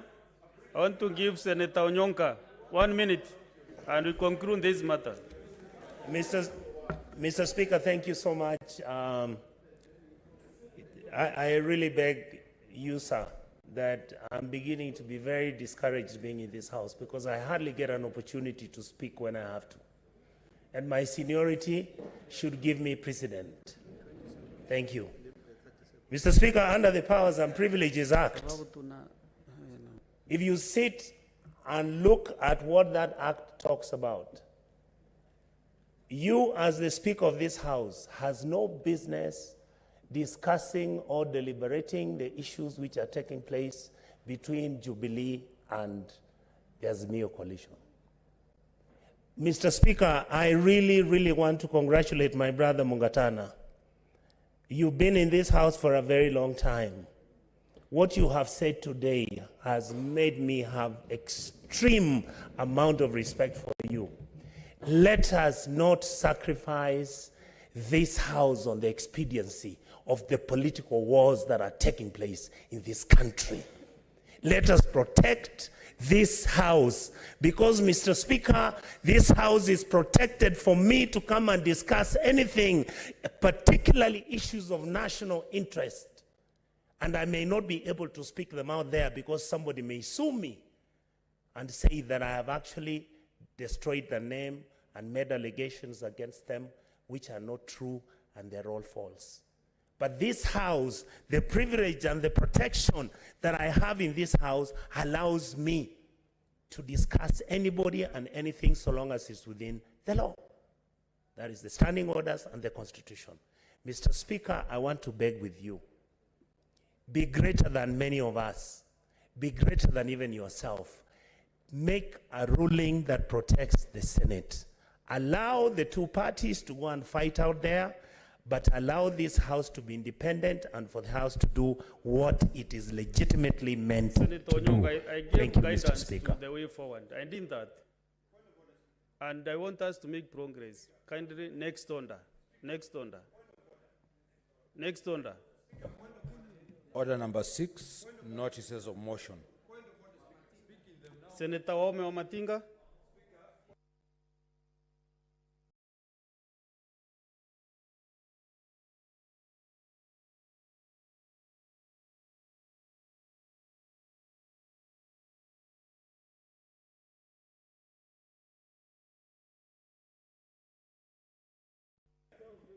Proceed.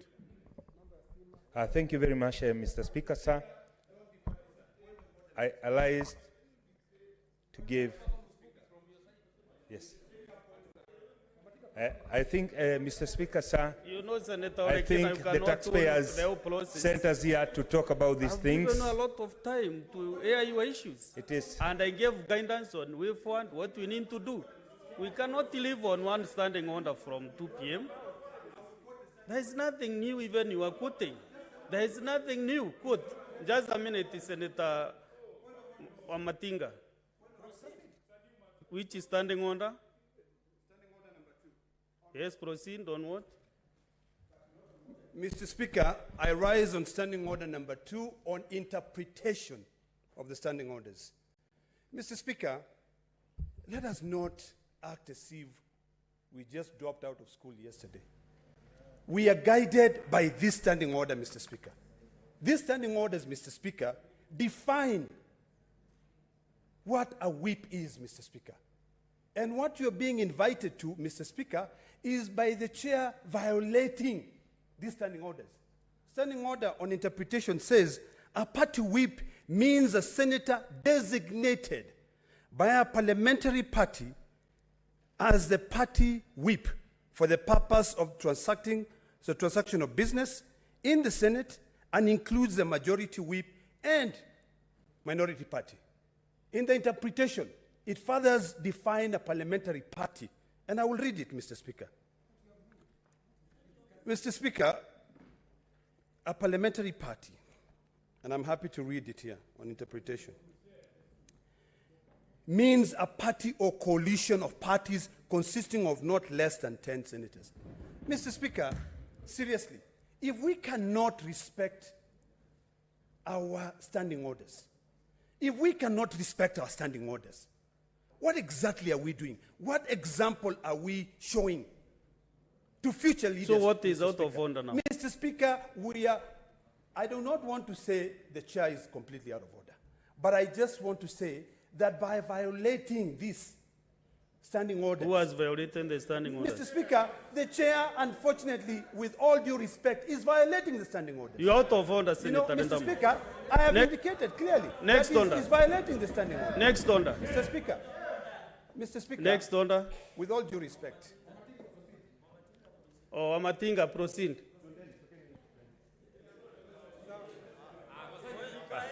Thank you very much, Chair.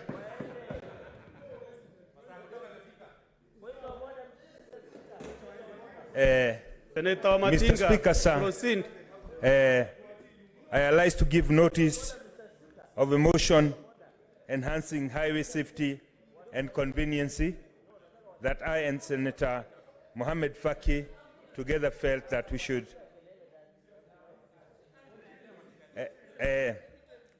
Mr. Speaker, sir, let me say that this Friday I'll be laying to rest one of my nephews who I lost through a road accident at the age of 21, and therefore feel that this is very, very important to us.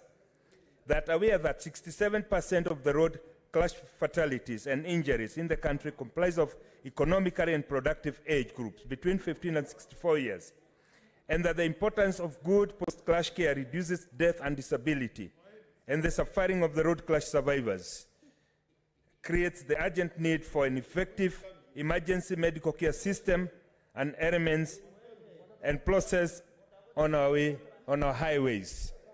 Mr. Speaker, sir, further aware that lives and properties are lost or irreparably damaged daily on the major highways in the country due to the accidents and the explosion of fuel tankers, and the lack of accessible road and side amenities such as medical clinics, rescue centers, fire engines, and ambulances hamper efforts to mitigate the carnage caused by accidents, rescue lives, and put out fires. Cognizant that setting up safe stopping points for the road users at regular intervals with the necessary roadside amenities such as fuel stations, parking space, restaurants, telephone booths, minor repair shops, medical facilities, and toilet enhances total travel experience, and lack of these points make it impractical for drivers to stop as often as they would wish, resorting to driving-related fatigue, a significant contributor to the accidents on the highways. Further cognizant that provision of the amenities such as ambulances, fire trucks, and satellite medical clinics to provide emergency services to the road accident victims would save lives lost daily on the major roads. Acknowledging that the governments across the world, such as France and Germany, have taken the task of setting up such amenities through incorporation of the basic provision in their road and transport structure through different models of public-private partnership, risk or ownership. Now, therefore, the Senate resolves that the Kenya National Highway Authority, in collaboration with the Council of Governors, to come up with a policy framework on the incorporation of road reserves for roadside amenities in all highway designs. The Ministry of Health, Roads, Transport and Public Works, in conjunction with the Council of Governors, to undertake a survey to ascertain the specific amenities required but not available on the existing highways, such that satellite medical clinics, fire trucks and ambulances, and identify the most convenient location to develop them. And the Ministry of Roads and Transport, in conjunction with the Council of Governors, to develop public-private partnership guideline on leasing of the road reserves to developers, financing and construction of the amenities, and the packaging of the incentives to attract investors. Thank you, Mr. Speaker. Thank you. Thank you. Next order. Order number 7, statements. We have several statements.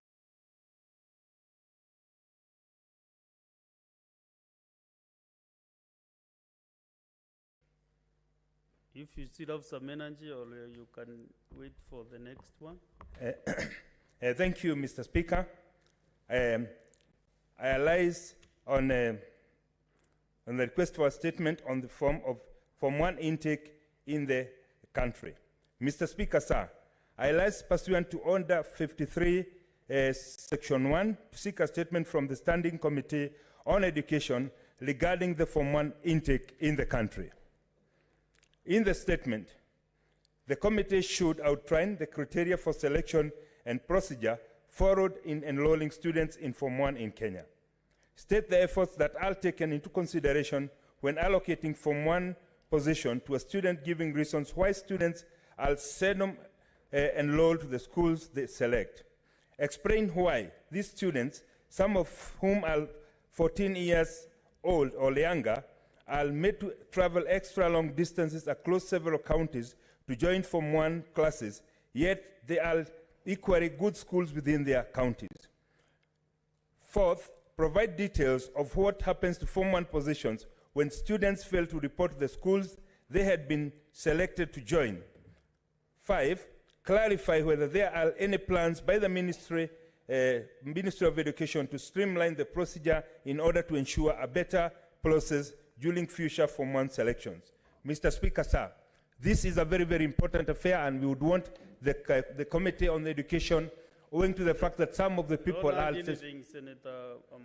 as young as 14 years, they do address it. That will be well handled by the committee. We have to, let us have all the statements then. You keep your comments.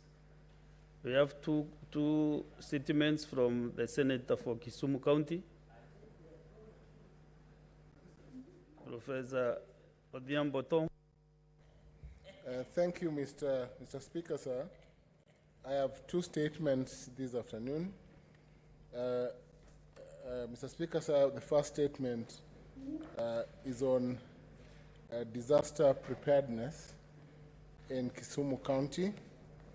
Mr. Speaker, sir, I rise pursuant to Standing Order 53.1 to seek a statement from the Standing Committee on National Security, Defense and Foreign Relations regarding disaster management preparedness in Kisumu County. In the statement, Mr. Speaker, sir, the committee should, 1, give details on the initiatives the county government has taken to guarantee disaster management readiness, prevention, mitigation, response, and recovery in case of a disaster.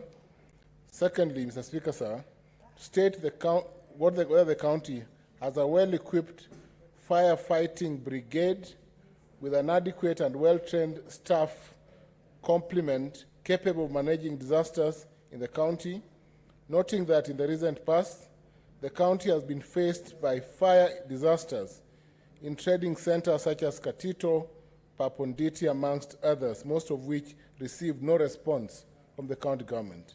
Thirdly, to indicate whether the county government of Kisumu has conducted public trainings on fire safety and first aid, and if there are public emergency lines that locals can call in the event of a fire break.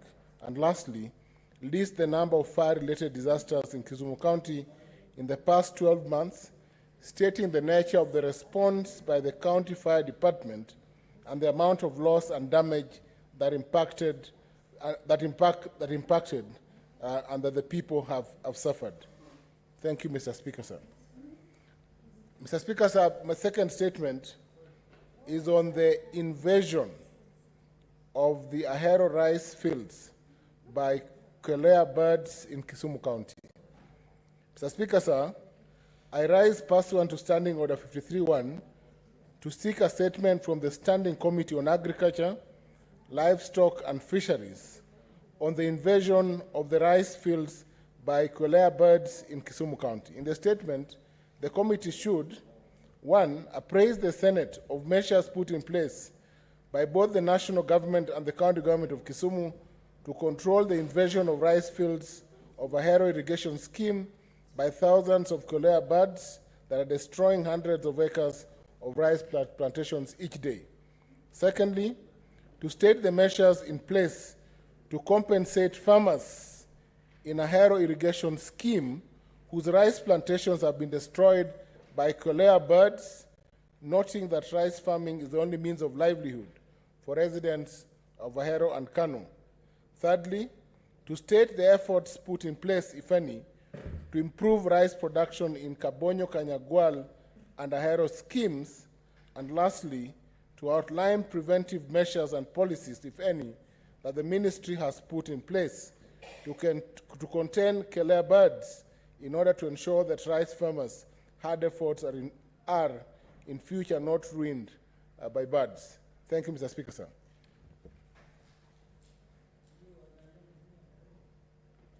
Thank you. Next is Senator Enoch. You can see he's not around. Senator Mohamed Chute.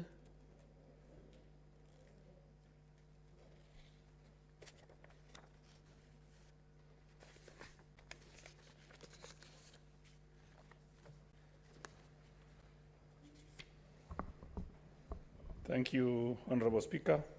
I'm requesting for a statement on the acquisition and distribution of relief supplies by the county government of Marsabit and the neighboring county governments. Mr. Speaker, sir, I rise pursuant to Standing Order 53-1 to seek a statement from the Standing Committee on Devolution and Intergovernmental Relations on the acquisition and distribution of relief supplies by the county government of Marsabit and the neighboring county governments sourced by the county's development fund.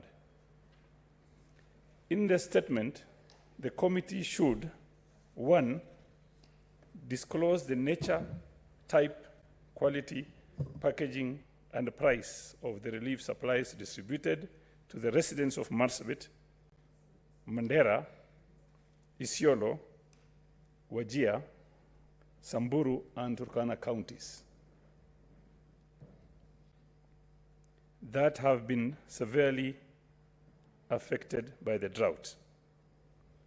2, provide a detailed list of beneficiaries and distribution channels used in supplying the relief supplies and water tracking per ward in all the affected counties. 3, state whether the projects were tendered for, providing details of who won the awards. 4, establish the total amount that has been utilized in the acquisition and distribution of relief supplies from the development fund in all the 6 counties. And outline, 5, if there are plans in place by the above-mentioned county governments to implement and shift to cash transfer programs so as to have more communities benefit from similar projects. Thank you, Honorable Speaker. Thank you, Senator Chute. You have 2 other statements from Senator Murango.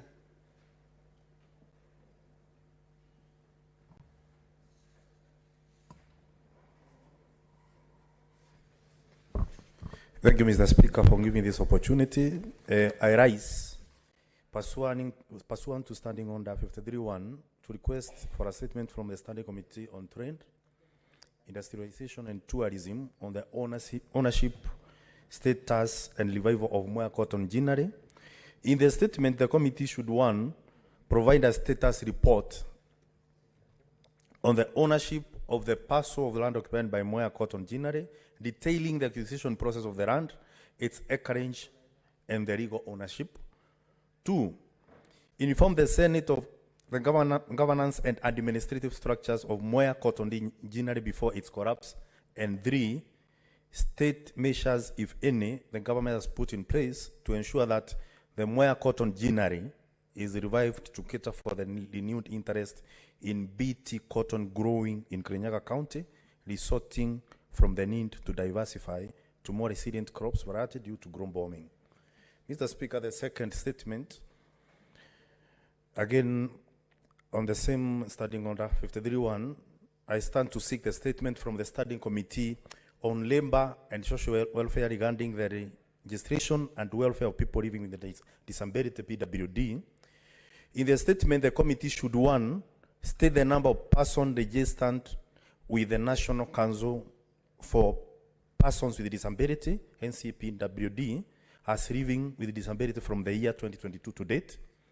Two, inform the Senate on the process of registration of persons with disability, PWDs, recommending ways to simplify the procedure and make registration services more accessible.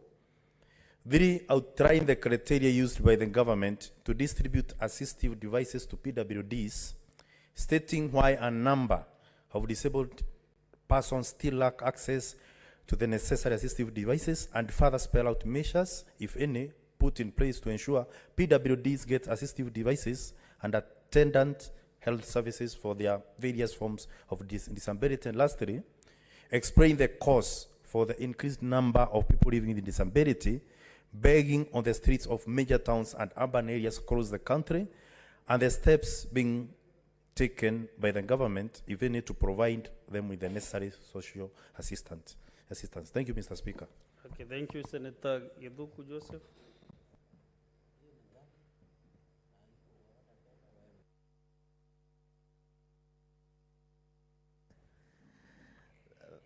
Thank you, Mr. Speaker, for giving me this opportunity to request for a statement on the status of land discharge process in Lamu County. Mr. Speaker, sir, I raise person to Standing Order 53-1 to seek a statement from the Standing Committee on Land, Environment and Natural Resources for the status of land discharge process in Lamu County. In the statement, the committee should, one, provide a status report on the settlement fund trustee mandated to settle residents on alienated government land or land purchased by the government from the private owners, stating how many settlements have been successfully completed in Lamu County since the relevant law was enacted and how many are pending. Number two, cause the publishing of parcel of land in Lamu County under the custody of the settlement fund trustee, informing the Senate of accrued charges for each piece of land. Number three, state the time frame upon which parcels of land charged by the settlement fund trustee should be transferred to residents of Lamu County after residents settled charges against their parcels of land. Number four, state reason for the failure by the government to facilitate the discharge process of the said parcels of land, noting that this has had a negative impact on the growth of the county as the owners are unable to subdivide or make transfers. And number five, Mr. Speaker, outline plans if any, the government has put in place to ensure the discharge process is hastened and a waiver is offered on the accumulated land rates. Thank you, Mr. Speaker.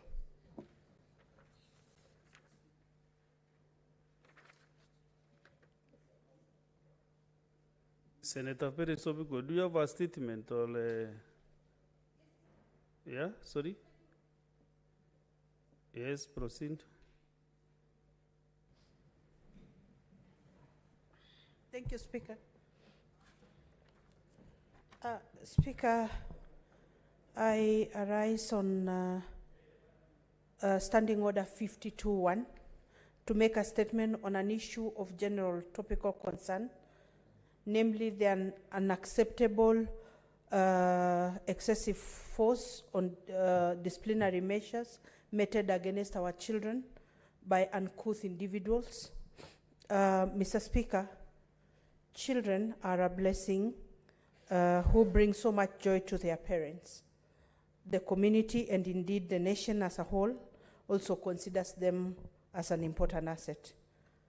Further, Article 53(1)(d) of the Constitution expressly provides that every child has the right to be protected from abuse, neglect, harmful cultural practices, or all forms of violence, inhuman treatment and punishment, and hazardous or exploitative labor. The rights of children have also been protected and preserved by a number of legislation, including the Children's Act 2022 and the Convention on the Rights of the Child. Moreover, Mr. Speaker, both the Education and Children's Act have given clear guidelines on how to correct pupils when they go wrong in the course of attending schools. Mr. Speaker, while I agree that it is important to mold and correct children, whether at home or in school, to ensure they grow knowing what is right and wrong as they are being brought up, this correction should not be punitive, embarrassing, or inflicting pain, and or to some extent, even grievous bodily harm.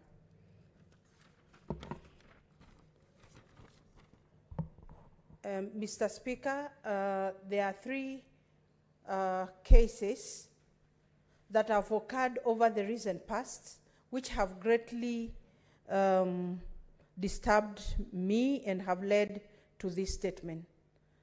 The first incident is that of a widely circulated video clip of a scene allegedly in a school where teachers supervised a traumatic sexual molestation of young children against each other. The said clip drew countrywide attention to what may be happening to our children at the hands of perverted grown-ups who are expected to be protectors or role models and morally upright individuals. Mr. Speaker, the second one was an incident in Kuria where one young girl who had run away from home in order to escape from being forced to undergo female genital mutilation and had been under the protection of in a school. When she decided to go back home at the end of the holidays to prepare to return to school, she ended up being badly assaulted, whipped and publicly humiliated by young men allegedly under the direction of her own brother. She has been accused of being a disgrace to her family for refusing to undergo FGM practice and opted to pursue education when schools resumed. This incident is unacceptable as the government has a whole department funded by taxpayers to champion anti-FGM practices among communities and to protect girls threatened by these traditions, cultures, and rituals.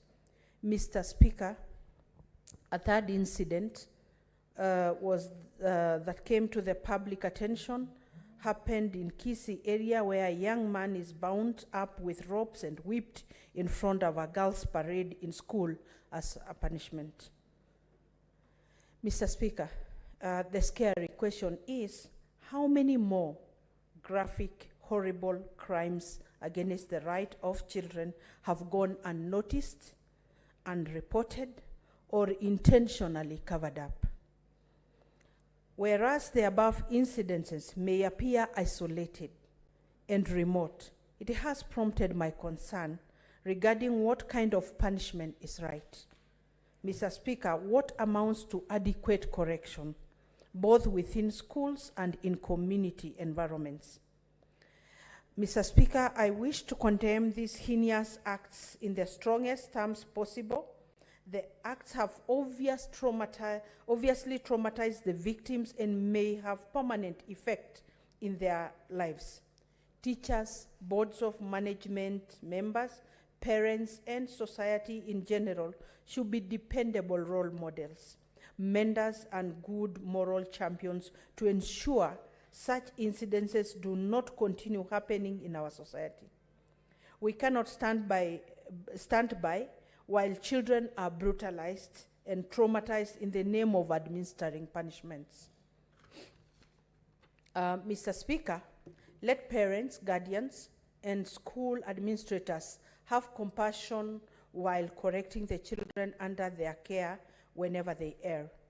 We must all uphold respect for the rights of children as provided for in the laws Anyone messing with children lives should answer for their irresponsible and unbecoming conduct. I also call for psychological counseling to help remove the trauma visited upon these victims and many others in the society. As a leader and a mother, I am of the view that the Children's Department should work with the law enforcers to take appropriate action if and where necessary in order to safeguard children from abuse, neglect, and violence. Mr. Speaker, sir, last I beseech all leaders all over the country to ensure that the rights of children is safeguarded and protected against such evil deeds. Local leaders and communities, including all clergy and leaders of all faiths, should also remain vigilant and act swiftly whenever any person subjects children to such acts of that amount to either sexually molesting or excessive extreme punishment to the children. They are at their most critical formative and mind development stage, and we must be extremely careful regarding what we allow the minds of our children to pick. Our children must be brought up to be upright, moral, responsible, and law-abiding citizens. Our generation is responsible for the posterity we are preparing for this country. Mr. Speaker, I thank you for the opportunity to speak on this matter. Thank you. Thank you. I'll give one or two comments on these statements, starting with the Senator Akio Mtata, Senator of Busia County.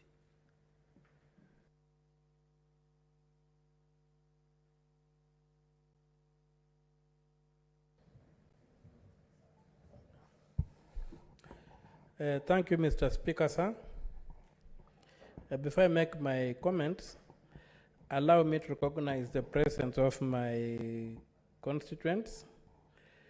I've 10 teachers from Mudiawori Primary School, which is, by the way, is the best public primary school in Busia.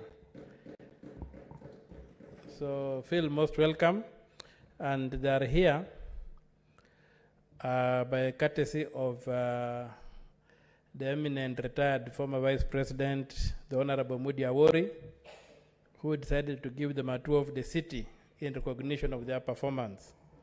And while on the tour of the city, they said, you cannot visit Nairobi and not visit Parliament. So Parliament, so they are winding up their tour, and they have visited the National Assembly, and they are now visiting the Senate. So feel welcome, and thank you very much. As regards the statement made by the Honorable Senator Penina, it's obvious that something has gone amiss in this country. There's a lot of violence being visited upon our innocent children. And if you go back to the biblical times, if you look at what the Christ said,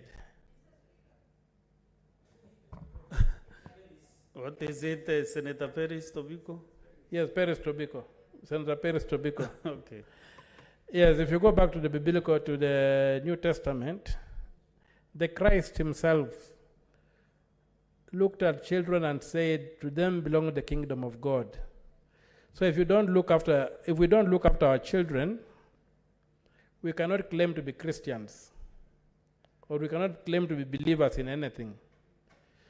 It means that we don't value what God values. And children are very vulnerable. Children are defenseless. And there are very many videos that have gone around. And some of these videos, the modern cameras usually give the coordinates or the GPS locations of where these crimes happen. So when a video is recorded, any serious police should be able to pinpoint and arrest the perpetrators just by examining the video and looking at the coordinates of where it was recorded. So I hope that our police will be proactive in that, and also pray that the law on children, the Children's Act, be revisited and maybe higher sanctions be passed for people who abuse children, especially within the framework of schools and families where children should be feel the most safe. So as I stand to support this motion, I plead with this House that we rally behind the motion, the statement, and make sure that anybody perpetrating violence against children lives to regret it. And this violence against children should be taken further at the institutional level. I think that we should get to a point whereby the government should provide lunch for primary school children. It's extreme violence to have a child go to school on an empty stomach and expect the child to stay for all the hours that they go to school. So I think some form of a feeding program should be initiated. And for my brothers in the bottom-up formation, there's no better bottom-up than raising a child. Because you raise him from the bottom, you raise to a full human being. So within the bottom-up arrangement, let us find a formula for providing children with some form of food. If the former President Arap Moi, may his soul rest in peace, was able to give children milk when Kenya had a much smaller economy, when the budget, if you look at the budget of Kenya those days, was just in a few shillings, and he was able to do that. With our trillions that we do today, why can't we do that? Feed our children, and also support our farmers in the dairy industry who are struggling. I know where my brother, Senator Cherargei, comes from. Farmers are struggling to break even. And our feeding program could be one way of an affirmative action that would also support our farmers and also give us a win-win situation whereby our children go to school and at least they're able to get, even if it's a bowl of soup or beans and maize, so that we don't just look at violence in terms of the whips and the kicking around, but look at violence in terms of sustaining a ritually neutral environment where a child can grow and thrive. With those few remarks, Mr. Speaker, I support. Thank you, Senator Mtata.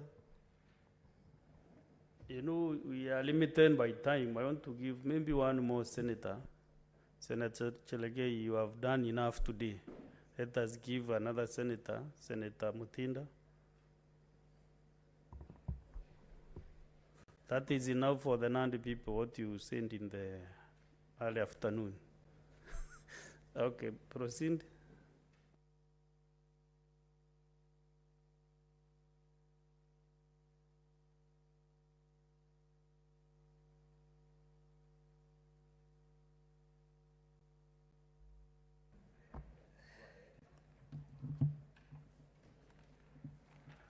Just 2 minutes. 2 minutes, kindly. Thank you. Thank you so much, Mr. Speaker. I do rise to support the statement from our colleague, Senator Peris Tobiko, on the issue. As a leader, as a parent, I agree that the joy as parents because of our children is something that is very godly and something that we actually are very proud of. What we've seen in the social media in terms of what is happening to our younger generation is actually a very sad state of affairs. And I want to quote Article 53, which states very clearly that the Constitution protects our children from abuse, from neglect, harmful cultural practices, all forms of violence, inhuman treatment, and punishment.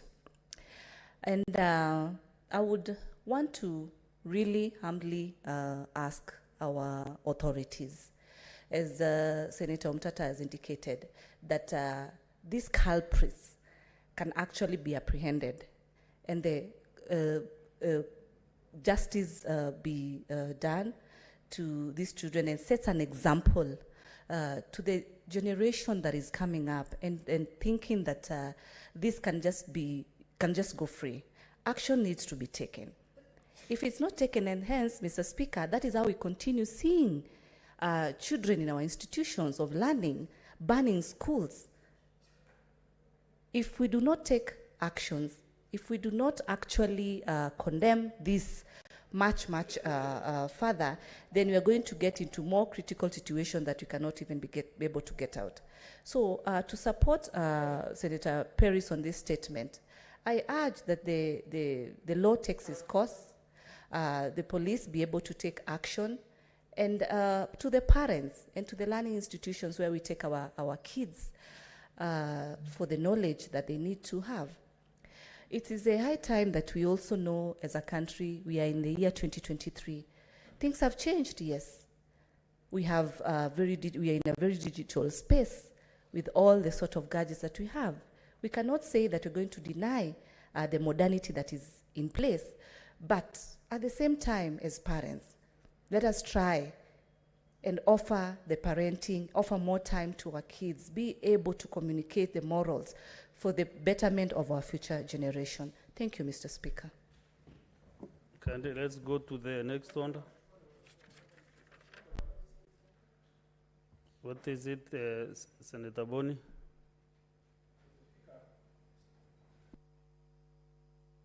Mr. Speaker, I rise on standing order number 52, 3, and 53, 3B.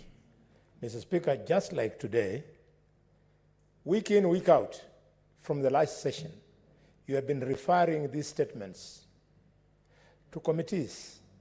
And Mr. Speaker, I never miss sittings. I'm yet to see a single chair of a committee bring here to table a statement in response to the issues members have been raising. Personally, Mr. Speaker, I'm waiting for the last 2 months for a statement on pending bills in Kakamega. And many senators in this House supported the request and brought in the need to address pending bills in their respective counties. Mr. Speaker, could you guide the House? A, should we expect those statements, responses to be tabled? And B, if should we, as we expect, what is the time limit? Some of the statements, Mr. Speaker, are on issues of security. You would want to know if, for example, Mr. Speaker, a senator has raised the issue of the police, the personnel deployed in an area and they are not up to it, where you would expect either they would be moved and so on, you would expect an answer. For how long shall we be waiting? Or we are speaking in vain in this House? Senator Boni Karware, I hear you very well. The chairs have no obligation to report to the floor of the House, but now it means that your statement for 2 months has not been responded to by the relevant ministry. Because what the committee should do, the chair and his team, is to invite any senator who has raised any matter on this floor to the committee sitting. When maybe you summon the relevant offices, maybe the ministries, the CSs, and any other body. Who do you want to inform, Senator William Cheptumo? He is no longer on the floor. Yes. Mr. Speaker, what Senator Kalwala is raising is really a concern. But Mr. Speaker, what we have been doing, I thought it's just good to share, is that once a member raises a question here or a statement, we take up the issues with the relevant ministry. When a written answer is obtained from the ministry, it is shared with the member. And if there are issues that are not sufficiently responded to in the statement, then we can still do a further inquiry from the department. I think that has been in this house, Mr. Speaker, that is really what happens around here. And it is interesting that perhaps Kalwale has not gotten a statement from the relevant committee 2 months after he raised the question. So I think the problem here is the procedure in which we used to inform members on the responses from the ministries, which is not what we used to do in the other house, Mr. Speaker, as you recall. You are a chair of a committee, I was one, and we used to read those statements before the plenary. So I think that is really the procedure we have now. I can see some chairs have been agitated, including the chair was my response, Chair Transport.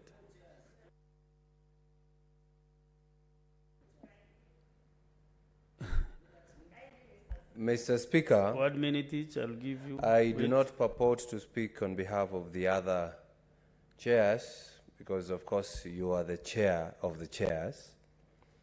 But all I would want to tell the senator for Kakamega who have raised that issue is that the president had seen this problem.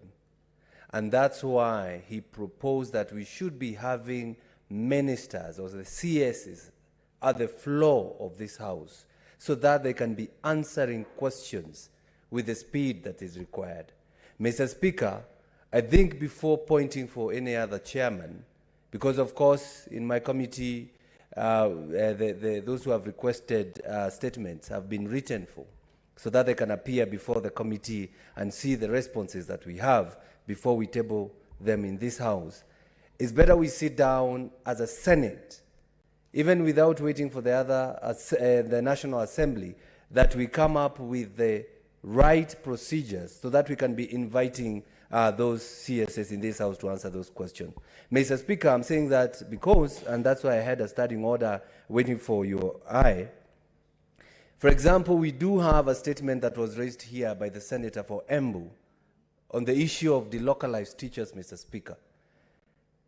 When I try to ask for the same statement with the tweak or with a little bit of difference, I'm told I cannot raise such a statement. Yet it is something that is, of course, in regards to the teachers who are working in other counties, but they come from Kiambu.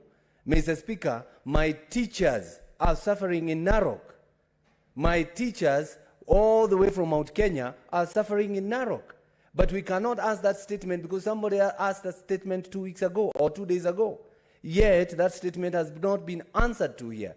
My request to you, Mr. Speaker, because you have that power, when you feel or when you look at a statement and see that it has some urgency, give it some timeline, Mr. Speaker.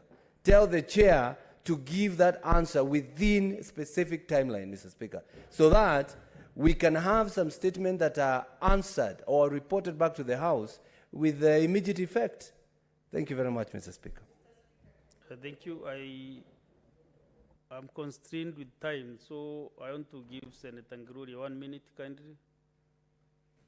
Thank you, Mr. Speaker. I'm really glad that Senator Halwale has raised this because it's an issue I've been dealing with personally. I'm not a chair. I was a vice chair, but I was de-whipped because I was also literally pushing for the efficiency of the business of a committee.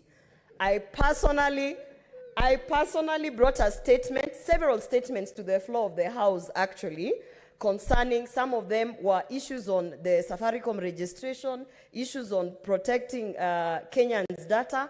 And you know, Mr. Speaker, being in the committee as a vice chair, I could see the bureaucracy that was being practiced, not necessarily by the chair, but there was a lot of dynamics there. And so the efficiency of that committee actually, Mr. Speaker, allow me, do not cut me off. I have seen you. This is a very serious matter.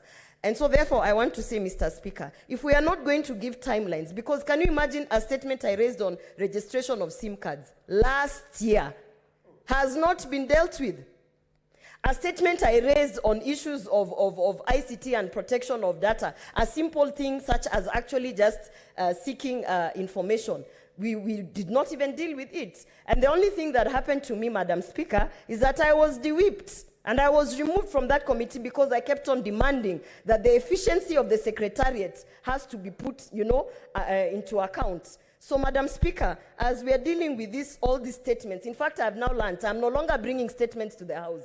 I'm bringing motions, I'm tabling bills, and I'm going to make as much noise as possible, because if the committees are going to continue dealing with issues to the effect that by the time they're bringing the reports, the matter is no longer relevant. How is it relevant on registration? Safaricom have done what they wanted to do. They've moved on. We still have not received any tangible, and as vice chair in that committee, I can tell you that there was a lot of bureaucracy that was engineered, and I've actually reported several issues with the Secretariat. And so therefore, thank you, Senator Halwale, because this is the matter that I dealt with. And even if I'm not vice chair, I will be vice chair in this seat here, and I will ensure that we push for accountability so that our statements don't go down. What's your point of order, Senator Cherargei?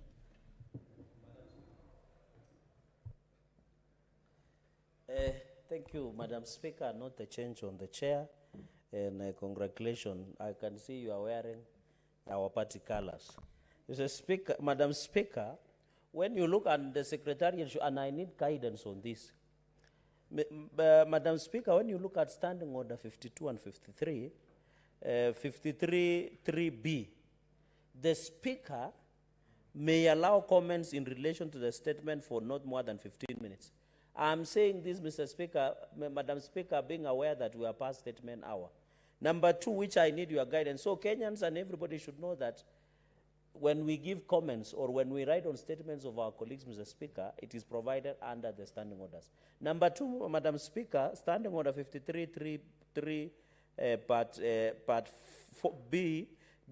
Madam Speaker, I have had the benefit of chairing a committee, and it is known in the annals of history, this House, I was ranked the best. Not only the youngest, but the best, and then Madam Speaker. The committee may invite the senator who requested a statement, the relevant cabinet secretary, or any other person the committee may consider during deliberations on the statement and prepare and table a report on the matter. Table. So I needed, Madam Speaker, we need to be fair. This is our standing orders. The standing order number 1 talks about the president, the tradition, the rule of law, the tradition of the parliament that has been set. It says, after the deliberations, the report must be tabled. Madam Speaker, what we are treated to is theater of absurd. Because if the chairpersons of these committees, and I know they had, Madam Speaker, the chairpersons of these committees are, in quotes, cabinet secretaries, or they are proposed. If they're having a problem accessing cabinet secretaries, the CSS, because I'm told some CSS might not be picking calls and PSS, yet the president is picking our calls, then they should say it. So that, because, Madam Speaker, last year, just what Senator Gloria said, I requested a statement on the Tokyo scandal of our athletes. No one has responded up to date. Because allegedly the CSS and PSS, and if the chairpersons are having a problem, Madam Speaker, they should be able to speak to the majority side and the majority leadership, including the majority whip here, and bring, so that they don't come and say, Madam Speaker, we cannot proceed because the minister or the PSS, even as we wait for the constitution to be amended, for CSS and PSS to sit here, we must be efficient and effective, because we are using money, resources from Exchequer, Madam Speaker. Finally, Madam Speaker, the part 2. The law says, and it is our standing order, unless we delete today, may prepare and table a report on the matter. Other senators, I can be invited to Committee of Social Welfare, Labor and Social Welfare. I can go and sit, deliberate. But maybe other senators are waiting for the report to be tabled to give their comments and transmit for implementation, Madam Speaker. So my request, Madam Speaker, even as we proceed on this matter. Please wind up. I'm winding up, Madam Speaker, is that the report must be tabled. And therefore saying just we can go somewhere, sit with the committee, deliberate. Madam Speaker, in conclusion, as a friend of the committee, I don't have powers to sign the report nor vote on the report because I'm not a member of the committee. So where do I get my recourse? I get my recourse on the floor of the House among other colleagues. I thank you, Madam Speaker. On that issue of statements, I hear your interjection, and from the reading of Order 53.3b, it is clear that a statement may be prepared and tabled on that matter. It would be good practice that chairpersons of the committee ensure that they conclude on statements that are raised against the committees, and they are encouraged to table. Though the wording of the order is that it may prepare and table a report on that matter, may then means it's almost discretionary, but the good practice would be that the committees or the chairpersons of the committees table a report so that issues are responded to and issues are given a closure. So I believe that should be the final intervention on that matter. And clerk, call the next. It's a point of order, Senator Modigi. Okay. Make it very short. Mheshimiwa Spika, mimi naunga mkono yale yamezungumziwa hapa, kwa sababu kama ile mambo nisoma mambo ya elimu ni kitu ya kushangaza sana. Utaona itaendelea hivi na itaishia huko msituni, kwa sababu kama kuna sheria, hata rais alisema walimu wote warudi nyumbani kwao. Kama county tuko na jimbo 47, moja ni Embu. Walimu wa Embu wale wako Machakos, jimbo la Machakos, jimbo la Kitui, jimbo la Meru na jimbo la Kirinyaga. Tunastuka sana, kunasemekana hakuna mahali wataenda kwa sababu kaunti ya Embu iko na walimu wengi. Lakini tunauliza, je, wakati wale walimu walipelekwa huko nje ya jimbo la Embu, wale walikuja, kunafaa kufuatiliwe ama komiti iende ifanye upelelezi inakuanji walimu wa Embu waesi kurudi Embu. Akina mama wako karibu miaka 60 wanalilia huko kwa mkubwa wa elimu.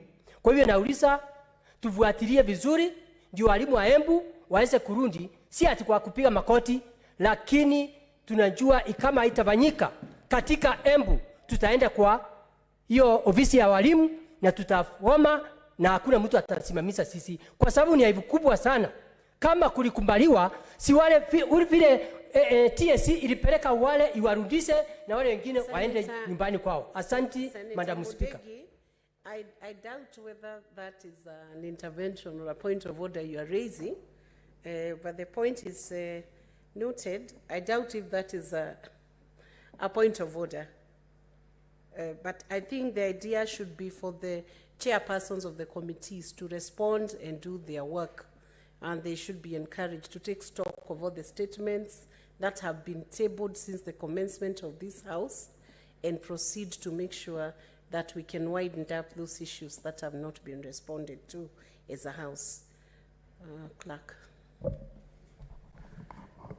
Order number 8, motion, adoption of the report of the Standing Committee on Finance and Budget on the county government additional allocation cash disbursement schedule for the financial year 2022-2023.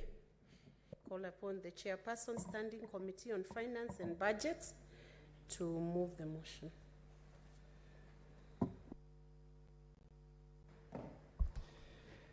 Madam Speaker, I beg to move that the Senate adopts the report of Standing Committee on Finance and Budget on the county government additional allocation cash disbursement schedule for the financial year 2022-2023, laid on the table of the Senate on Thursday, 16 February 2023, and that pursuant to Section 17(7) of the Public Finance Management Act and Standing Order 189(3), the Senate approves the county government additional allocation cash disbursement schedule for the financial year 2022-2023. Madam Speaker, the county government additional allocation cash disbursement schedule is submitted to the Senate by the National Treasury pursuant to Section 17 of the Public Finance Management Act 2012. Section 17(7) of the Public Finance Management Act 2012 requires that the National Treasury prepares cash disbursement schedule for the monies to be disbursed to county governments and transmitted to the Senate for consideration and approval. The National Treasury is also required to publish and gazette the approved disbursement schedule. Madam Speaker, the purpose of disbursement schedule is to ensure predictable transfers from the National Treasury to county governments of funds. Therefore, it serves as a guide and facilitates predictable flow of funds to county governments. This therefore enables counties to effectively plan implementation of targeted projects and programs in a systematic manner in order to deliver their critical functions. Madam Speaker, Parliament approved the County Government Additional Allocation Bill, which was Senate Bill number 4 of 2022 in November, and it was enacted into law. The President assented to it on the 12th of December 2022. Following the enactment of this law, the National Treasury transmitted to the Senate the County Government Additional Allocation Cash Disbursement Schedule,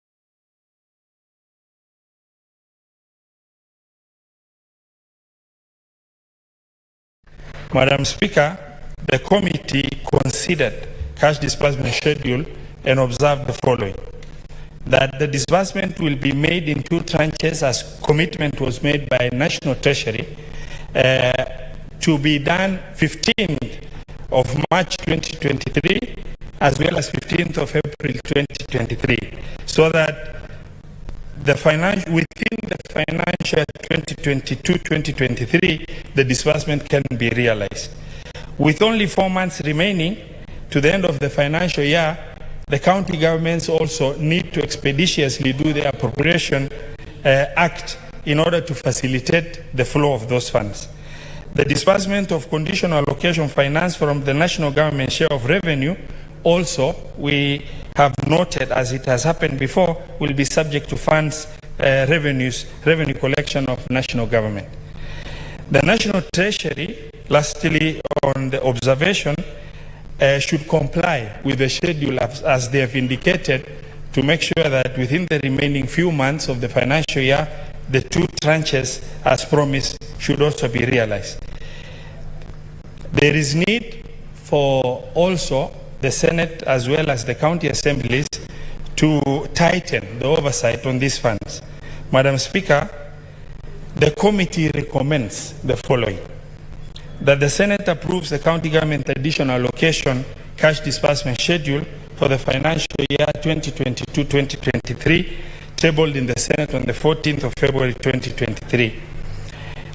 Number 2, the county assemblies should also expedite passage of appropriation bills to ensure that the funds are assessed upon disbursement from National Treasury.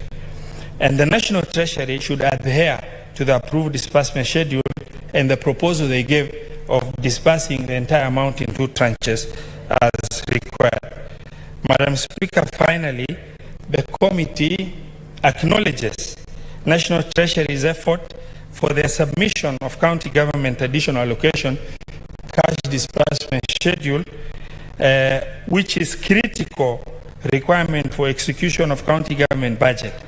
The committee also thanks the Office of the Speaker and the Clerk of the Senate for the support extended to the committee in execution of the mandate. I also wish to thank the members of the committee for their patience and also steadfast in making sure this has been promptly processed. Madam Speaker, I beg to move and call upon Senator Kalwale to second the motion. Thank you.